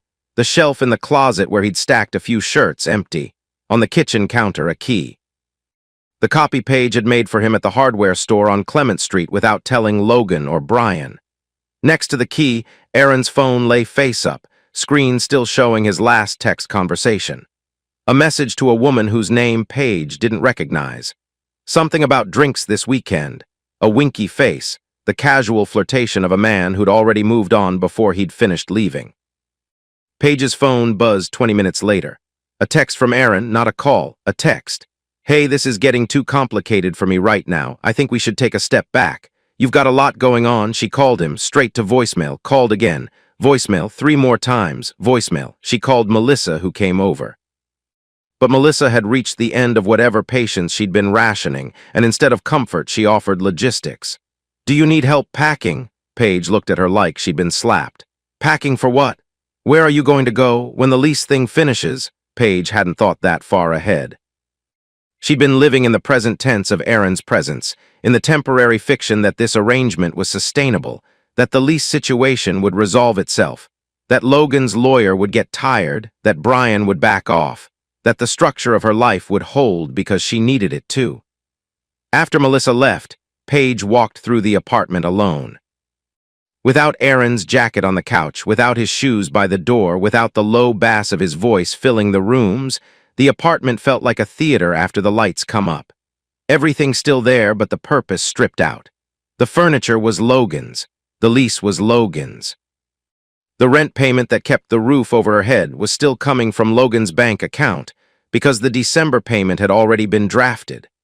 She opened the kitchen cabinet looking for a wine glass and found, pushed to the back of the shelf behind the mugs she'd bought at Target, the blue thermos with the dented lid.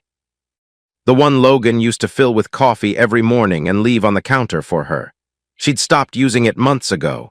She'd stopped noticing it before that. She held it and stared at it and couldn't name what she was feeling. The last piece fell into place without Logan doing anything at all. Mr. Portillo, the retired janitor who lived in the apartment directly below Logan and Paige's unit, contacted Brian about the ongoing situation. Mr. Portillo was 70 years old, had lived in the building for 11 years, and had the observational habits of a man who'd spent decades maintaining other people's spaces. He didn't gossip. He noticed. He told Brian what he'd been hearing through the thin floors for the past month. A man's voice in the upstairs apartment, frequently, distinctly different from Logan's. Several loud arguments between Paige and this man late at night.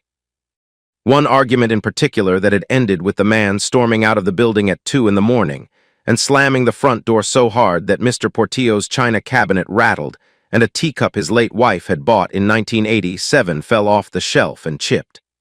"I didn't say anything before because it wasn't my business," Mr. Portillo told Brian. "But you're asking now, so I'm telling you." Brian asked if he'd be willing to put it in writing. Mr. Portillo, who took his lease as seriously as he took his morning coffee, said he'd have it done that night. He wrote it by hand. Careful block letters on lined paper, signed and dated. 1 page. No opinions, no speculation, just what he heard when he heard it and what he observed. The kind of statement that reads like a maintenance log because the man who wrote it had spent 40 years writing maintenance logs. Brian forwarded a copy to Logan. Kaylee added it to the file. The case was no longer built on he said, she said. It was constructed from independent sources that didn't know each other and had no reason to coordinate. The landlord's photographic inspection. The bank records showing financial misuse. The text messages with timestamps proving Paige had requested Logan's departure. The Venmo trail showing payments to Aaron Tully dating back 6 weeks before the separation. And now, a neighbor's signed eyewitness statement documenting the unauthorized occupant's presence through sound, sight, and a chipped teacup. Logan sat at Eric's kitchen table that night for one of the last times he hoped and looked at the folder. Physical copies Kaylee had printed, organized chronologically, tabbed with sticky notes. Digital copies backed up on his phone and his email, every piece sorted, labeled, rooted. This is what happens, he thought, when you treat evidence the way you treat mail. You pick it up. You sort it, you make sure it gets where it's going, and when the time comes, you deliver it. The mediator's office was on Market Street, 3rd floor, a room designed to feel like nothing. Beige walls, 2 prints of abstract art that probably came in a bulk order. A rectangular table with 6 chairs, the kind of room where feelings go to be processed into paperwork. January 2017. 2 months since I'd packed a duffel bag and walked out of my own apartment. 2 months since I'd seen Paige in person. Kaylee and I arrived 15 minutes early because Kaylee arrived 15 minutes early to everything. She set her folder on the table, the folder, the one that had started as a few screenshots on my phone and had grown into a tabbed, chronological record of a marriage being dismantled from the inside. She arranged her notes without speaking. She was wearing the same gray blazer she wore to every meeting, the one with the slightly frayed cuff that she never seemed to notice or didn't care about. The door opened at 10 sharp and Paige walked in. I wasn't ready. Not for the evidence, not for the legal arguments, not for any of the procedural things Kaylee had prepared me for. I wasn't ready to see her, because she looked different and the difference hit me in a place that strategy couldn't reach. She was thinner, not healthy thin. The kind of thin that happens when a person forgets to eat or doesn't have the energy to bother. Dark smudges under her eyes that concealer couldn't fully cover. And her nails, this was the detail that stuck, the one I couldn't stop looking at. Paige's nails were always done, always. Gel manicure every 2 weeks, different color each time, the one indulgence she never skipped even when we were arguing about the grocery budget. Her nails today were bare, short. One of them looked like it had been bitten down to the quick. She was wearing a blouse I recognized, pale blue with small white buttons.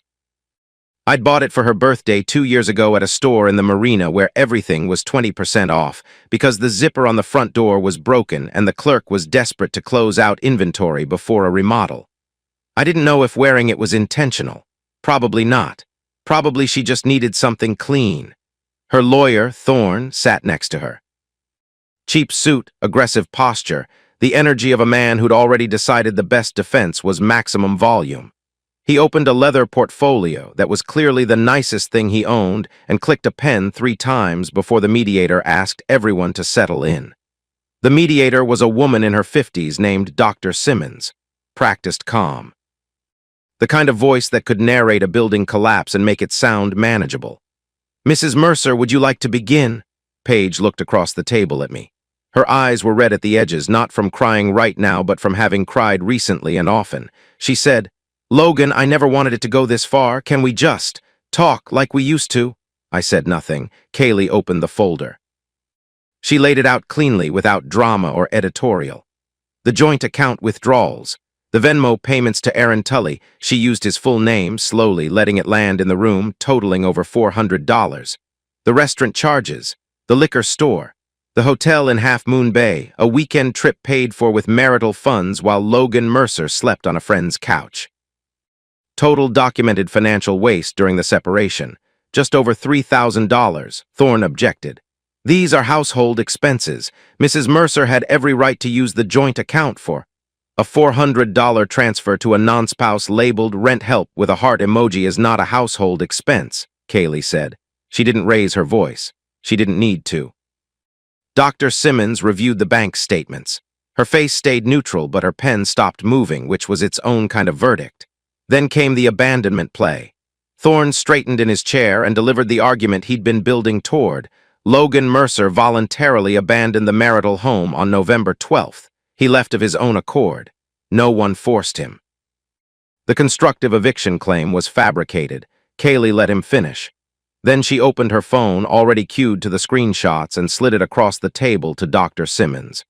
This is a text message from Mr. Mercer to Mrs. Mercer on November 12th. It reads, "Leaving today as we discussed.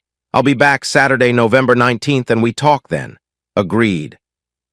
Mrs. Mercer's reply also time-stamped. Agreed, thank you for understanding. She let that sit. And this is the November 19th exchange. Mr. Mercer texting that he's coming home as agreed. Mrs. Mercer responding, "I'm not ready yet. I need more time." She added the final layer. Brian Kessel's written statement documenting the unauthorized occupant. The inspection photographs. And Mr. Portillo's handwritten, signed declaration, the man's voice through the floor, the arguments, the door slammed at 2 a.m. Thorne looked at Paige. The look said, "You didn't tell me about the texts." Dr. Simmons called a 15-minute recess. In the hallway, the fluorescent lights hummed overhead and the carpet was the color of resignation. I stood near a water fountain that probably hadn't worked since the 90s. Paige came out of the room and walked toward me. Thorne tried to stop her. She waved him off.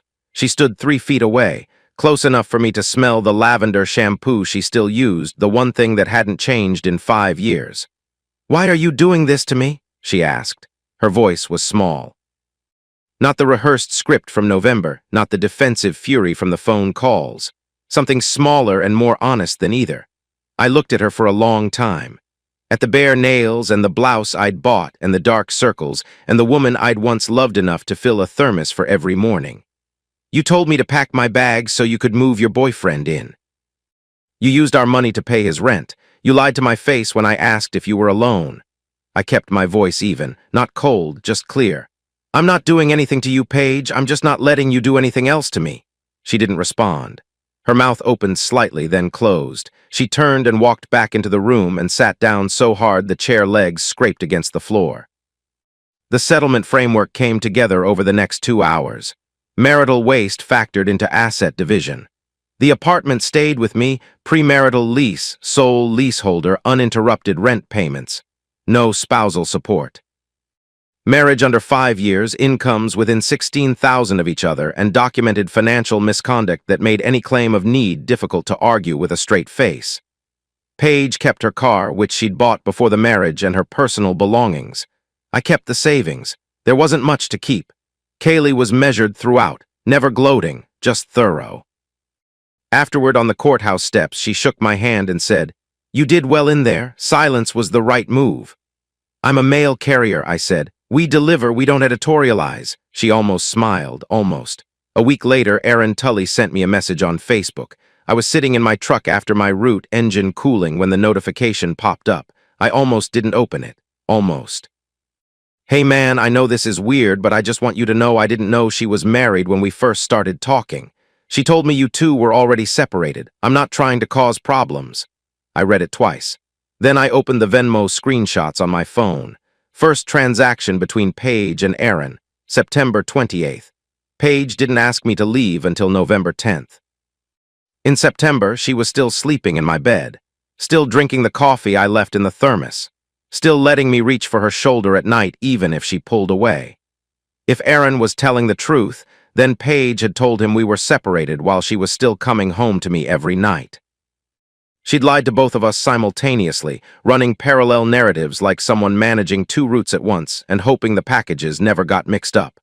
I screenshotted the message, sent it to Kaylee, didn't respond to Aaron, There was nothing to say to a man who was either lying about what he knew or telling the truth about being lied to. Either way, the math didn't change.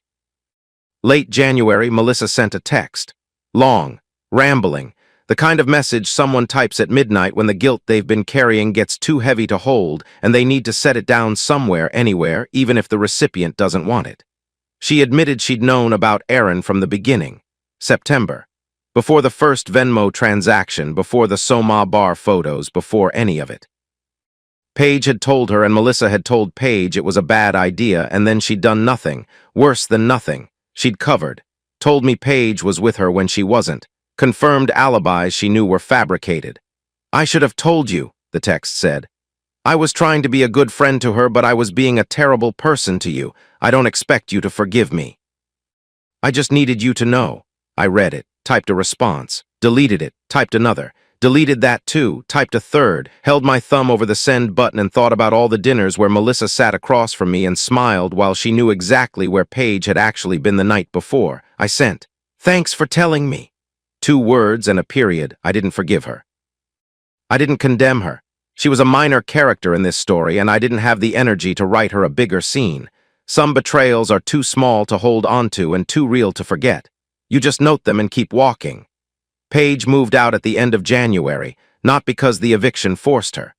The unlawful detainer was still grinding through the San Francisco courts, weeks from resolution. She left because staying had become more expensive than going. Kaylee had communicated through Thorne that a formal eviction on Paige's record would follow her for years, making it nearly impossible to rent in any city that ran background checks, which was every city. She packed over 2 days. I wasn't there for it. Brian was. He stood on the porch and watched while she loaded her car and a borrowed SUV with boxes and garbage bags full of clothes. He texted me afterward. "She's out. Unit's empty. Want to sign a new lease?" I said yes. Paige moved into Melissa's 1-bedroom apartment in the Excelsior. The arrangement lasted 11 days. What happened between them, the fight, the breaking point, I pieced together later from Melissa's guilt texts, which had become a kind of irregular news feed that I hadn't asked for and didn't know how to turn off. Paige found out, not from me. A mutual friend from the nail salon mentioned, casually, that Melissa had been keeping Logan updated about things. That was enough. Paige confronted Melissa in her own kitchen. The fight was loud and specific and ended with Paige throwing her overnight bag into the trunk of her car at 11 p.m. on a Tuesday and driving to a Motel 6 on Lombard Street because she had nowhere else to go. But that was Paige's story. Mine started with a key and a lock. Early February.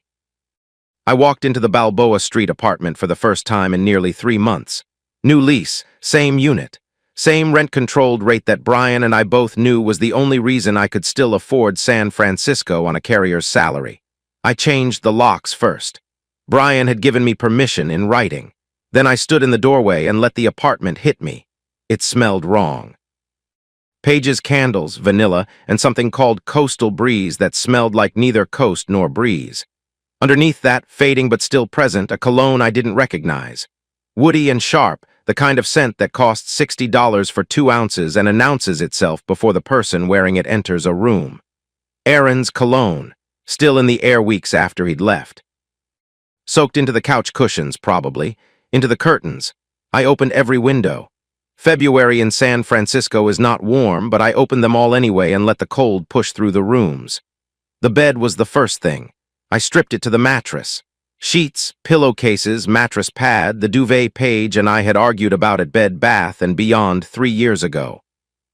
All of it went into garbage bags. I drove them to Goodwill on Geary Boulevard and dropped them at the door without going inside. Then I went to Target and bought new bedding. Dark blue sheets, 2 pillows, a gray comforter, nothing that matched anything, nothing that needed to match. Back at the apartment, I opened the nightstand drawer looking for a phone charger I'd left behind. Instead, I found a pair of men's sunglasses. Aviator style, not mine. I held them for about 2 seconds, then dropped them in the kitchen trash can. No ceremony, no speech. Just a small sound of plastic hitting the bottom of an empty bag. I heated a can of soup on the stove. Tomato. Sat down at the kitchen table and ate it with a spoon that was still where I'd left it in the drawer 3 months ago.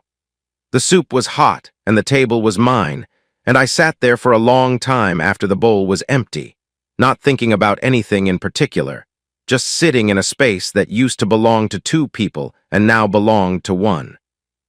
Through the chain, Adam to Eric to me, I heard what happened to Aaron. It wasn't dramatic, that was the thing about it. After all the damage, the ending was mundane. The Oakland husband had found out. Adam had told him on his own without consulting me or asking permission.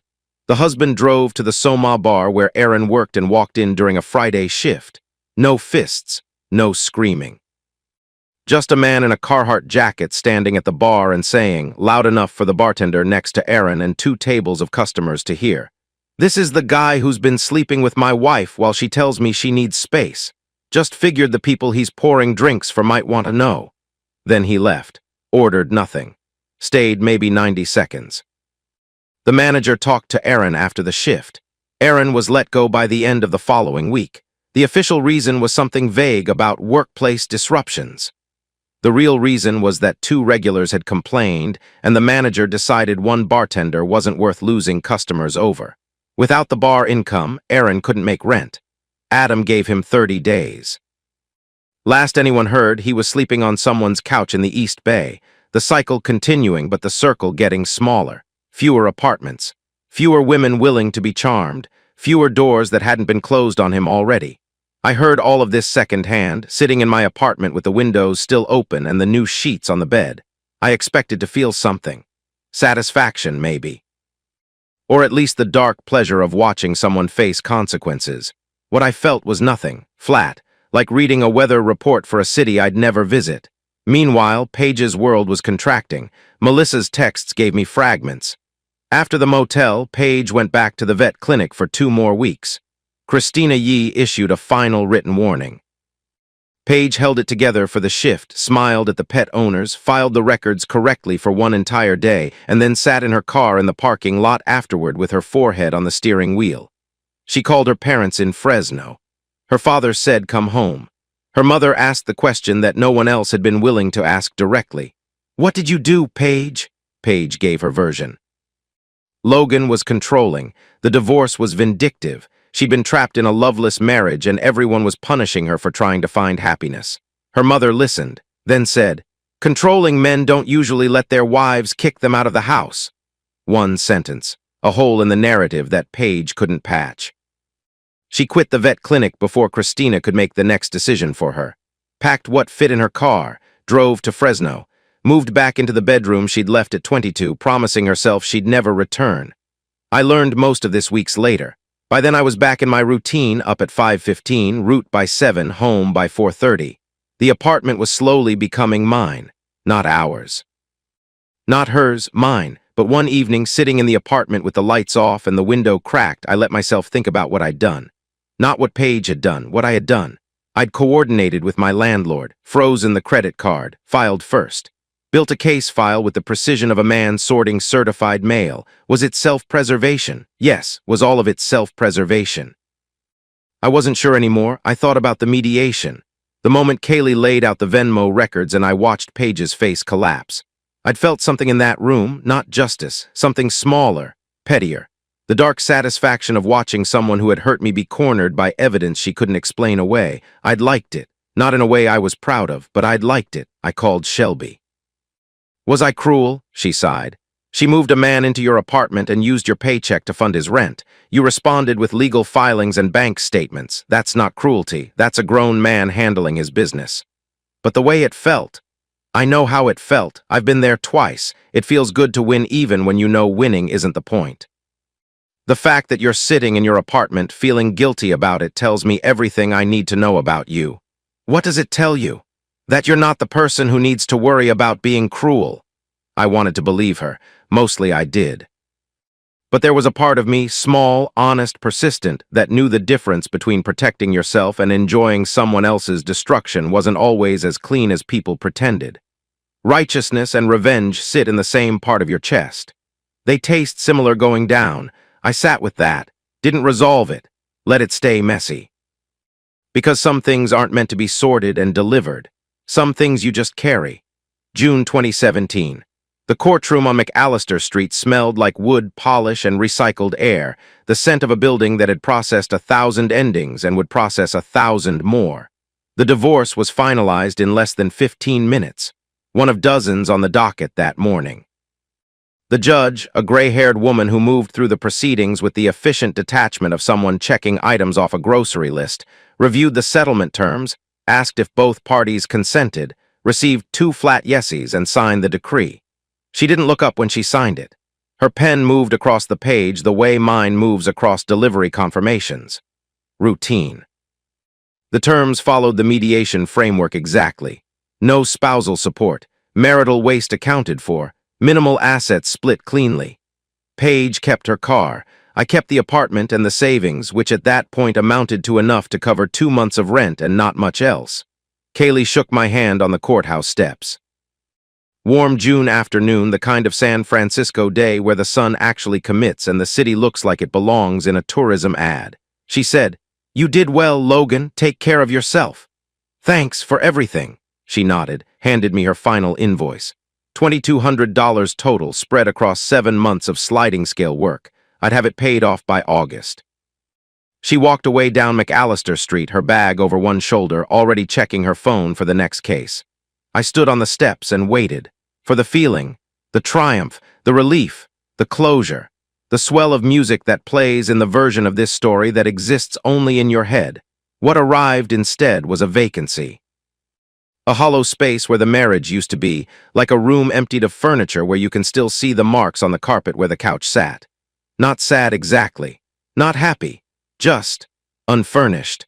I walked to my truck and drove home. That evening I sat at the kitchen table with my laptop and did what any mail carrier with an orderly mind and a recently dissolved marriage would do. I made a spreadsheet. The wedding at City Hall, $2,400 for the reception dinner at a restaurant in North Beach that no longer existed.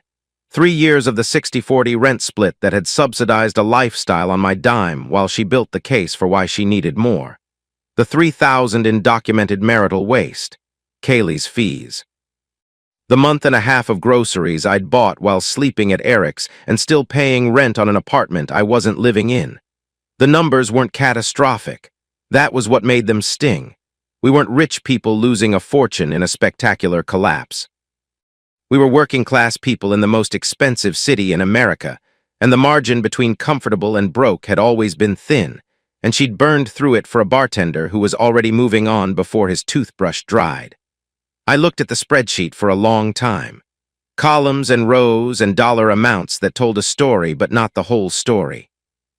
The numbers couldn't capture what I'd actually lost. Not the money, the belief. The operating assumption I'd carried for 34 years that if you showed up, paid on time, kept your promises, and treated people decently, the structure would hold. That doing everything right was a form of protection. It isn't. That's what I learned.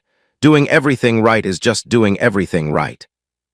It doesn't obligate the universe to return the favor. I closed the laptop.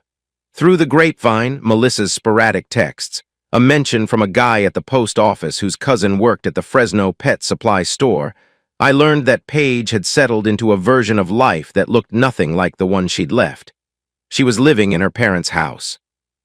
The bedroom she'd left at 22, back to Fresno, back to the town she'd spent her 20s trying to outrun.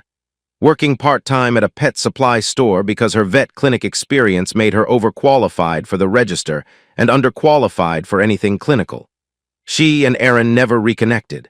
She and Melissa hadn't spoken since the fight in the Excelsior kitchen. She was 31 and starting over in the place she'd started from, and when I heard about it, I waited for the taste of vindication that I'd been imagining for months. It tasted like flat beer, something that should have had flavor but had been sitting open too long. The satisfaction I'd expected wasn't there. In its place was something harder to name. Not pity exactly, not indifference. More like the recognition that watching someone else's life fall apart doesn't rebuild yours. It just gives you something to look at while you avoid your own construction project. Revenge fantasies are clean and perfect. You imagine the moment they get what they deserve and it plays like a movie, with dramatic lighting and a soundtrack that swells at exactly the right time. Real consequences are messier. They don't come with music. And when they land, you realize you're not the hero standing over a fallen villain in the final frame. You're just a guy in a quiet apartment wondering what comes next. Eric called that weekend. Warriors game, Outer Sunset, you in? I was in. We sat at a bar on Noriega Street, the kind of place with 17 beers on tap and a TV in every corner and a bartender who didn't bother with conversation because the game was on and conversation was beside the point.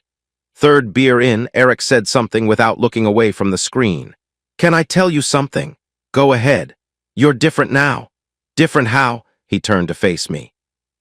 You don't apologize anymore. You used to say sorry for everything, for being in the way at my place, for asking questions, for breathing too loud in a room, like you were constantly asking permission to exist. You stopped doing that. I hadn't noticed, but he was right. The man who had packed a bag and left his own apartment because his wife told him to, that man operated on the assumption that keeping the peace meant making himself smaller. That compliance was love. That the best version of himself was the quietest one. That man was gone. Not replaced by someone harder or angrier or louder, just someone who'd stopped confusing self-erasure with kindness. Eric raised his glass. To not apologizing, I tapped mine against it, to paying your own rent. The Warriors lost by 12, it was still a good night. The following week I went to the bank and closed the joint checking account. The teller pulled up the balance, $47.32. She asked if I wanted to transfer it or take cash. Cash, she counted it out, 2 20s. A 5, a 1, a quarter, a nickel, and 2 pennies. I folded the bills into my wallet and held the coins in my palm. At the coffee shop next door, I dropped the change into the tip jar. The coins landed with a small, specific sound against the other change already there. I put my hands in my pockets and walked home. The account that once represented a shared life was now a closed record in a database. I didn't feel ceremonial about it. I just felt done. Summer turned the Sunset District into something almost hospitable. The fog still came, because the fog always comes, but it arrived later in the afternoon and burned off earlier in the morning, leaving windows of actual sunlight that felt like a gift from a city that usually preferred to keep its residents slightly damp and mildly depressed.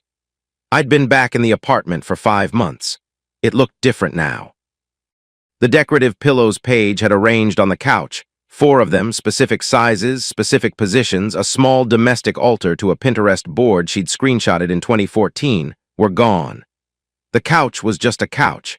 I didn't replace them with different pillows. I replaced them with nothing. It turns out a couch works fine without decorative pillows. Somebody should tell Pinterest. I'd bought a bookshelf. Small, wooden, slightly crooked, found it at a thrift store on Irving Street for $12. Started reading for the first time since high school. Right now I was working through Cannery Row by Steinbeck, which is a book about regular people living in an unremarkable place, trying to figure out how to get through the day without making it worse than it already is. I liked it more than I expected. Turns out there's a whole genre of books about people who aren't heroes or villains but just people, and nobody told me about it because I spent my 20s watching Sports Center instead of reading. I repainted the bedroom. Brian approved it in a text that said, "Fine, don't use red." I chose a dark slate blue. Paige would have hated it. She liked warm tones, ochre, cream, dusty rose. Words I learned because she said them, and I pretended to have opinions about paint colors when I didn't. The slate blue made the room feel like a cave, but the good kind. The kind where you could sleep without dreaming about anything. The apartment was sparse, and it was mine, and the silence that had terrified me in November now felt like something I'd earned. My route hadn't changed. Same streets, same houses, same dogs pressing their noses against screen doors when they heard my footsteps. The golden retriever on 43rd still barked like I was a home invader. The dachshund on Pacheco still tried to bite my ankle through the mail slot. The old German shepherd on Rivera just watched me with dignified tolerance, like a retired general observing a private's morning drills. Mr. Nakamura was still on his porch. We'd started talking, not about anything that mattered, which was exactly why it mattered. The weather, the Giants pitching. Whether the fog was arriving earlier this year or if it just felt that way. He'd pour me a cup of green tea from his thermos and I'd stand on his porch for 5 minutes while the route waited, and it was the best 5 minutes of my workday. One afternoon in late July, he said something without preamble. No build-up, no question to frame it. Just a statement delivered the way a man who'd spent 50 years on fishing boats delivered everything straight ahead, no detours. "You look like you came through something." I set the tea down on the porch railing. "I did." He nodded slowly, the kind of nod that contains an entire conversation. "You look lighter." He didn't ask what happened, didn't offer advice. Didn't tell me about a similar experience he'd had or a lesson he'd learned. He just noticed I was different and said so, and then picked up his tea and took a sip and looked out at the street. I stood there for a moment. Then I thanked him and went back to the route.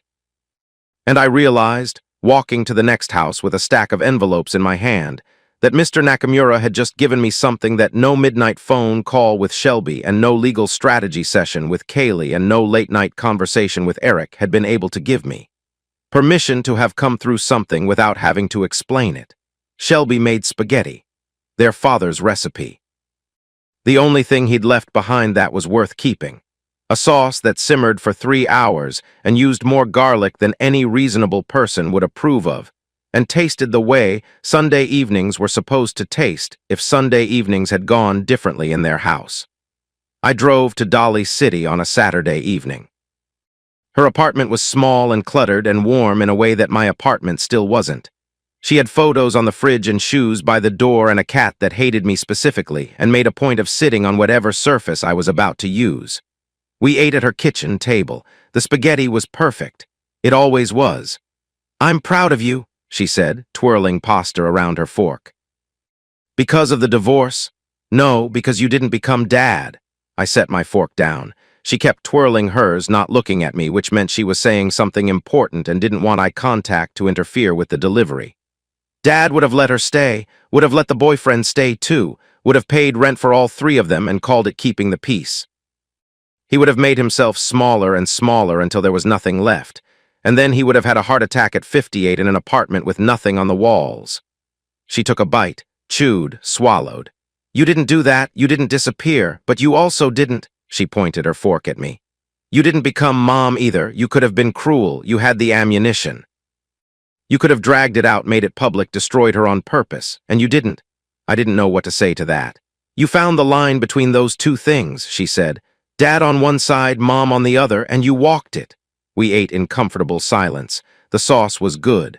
The garlic bread she'd made from a store-bought baguette was better than it had any right to be. After dinner, I did the dishes.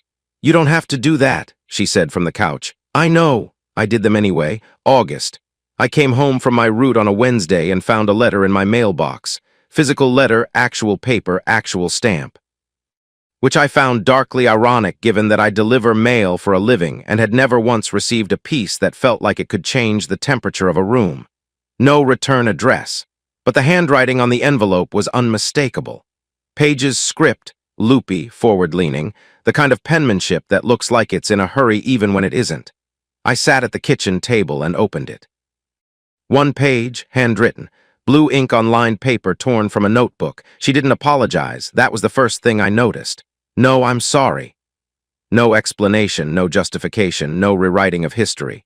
She wrote, "I've been thinking about the Thanksgiving when we burned the turkey and the smoke alarm went off twice and we ate Chinese food on the floor because we didn't have a table yet. I think about that night more than I should. I think that was the happiest I've ever been and I didn't know it at the time. I hope you're doing okay." I read it 3 times, folded it along the original creases, opened the nightstand drawer, the same drawer where I'd found Aaron's sunglasses 6 months ago, and put the letter inside. I didn't respond, didn't throw it away. Some things don't need an answer, they just need a place to rest. Fall came the way it always comes to the Sunset District. The fog thickened, the days shortened. The temperature dropped from mild to mildly uncomfortable, and everyone pretended they weren't cold because San Francisco residents have an unspoken agreement to never admit the weather is bad. A Saturday morning in October. I made coffee, just enough for one. The machine gurgled and dripped and filled the kitchen with the smell that used to be the first thing I thought about at 5:15 a.m. when the alarm went off and my feet hit the cold floor. Now it was just coffee, not a ritual, not an offering. Just a hot drink in a mug that I washed and put back in the cabinet. I sat at the kitchen table. Cannery Row was open to a chapter I'd been reading slowly, a paragraph at a time, because Steinbeck writes the way I walk my route. Unhurried, observant, noticing things that other people step over. The window was cracked. Cold air came through carrying the smell of eucalyptus from the park 3 blocks away and the faint salt edge of an ocean I couldn't see but knew was there. My phone buzzed. "Eric, Warriors game tonight?" I texted back, "I'm in." I drank my coffee. The apartment was quiet, not perfect. The bathroom counter still had a faint nail polish stain that I could have cleaned with acetone but hadn't gotten around to and probably never would because it was behind the soap dispenser and bothered no one. I still checked Instagram sometimes and hated myself for it. I still woke up some mornings reaching for the other side of the bed before my brain caught up to the calendar. But the weight was gone. The thing that had sat on my chest for the last year of my marriage, the pressure of being someone else's steady ground while they dug tunnels underneath you.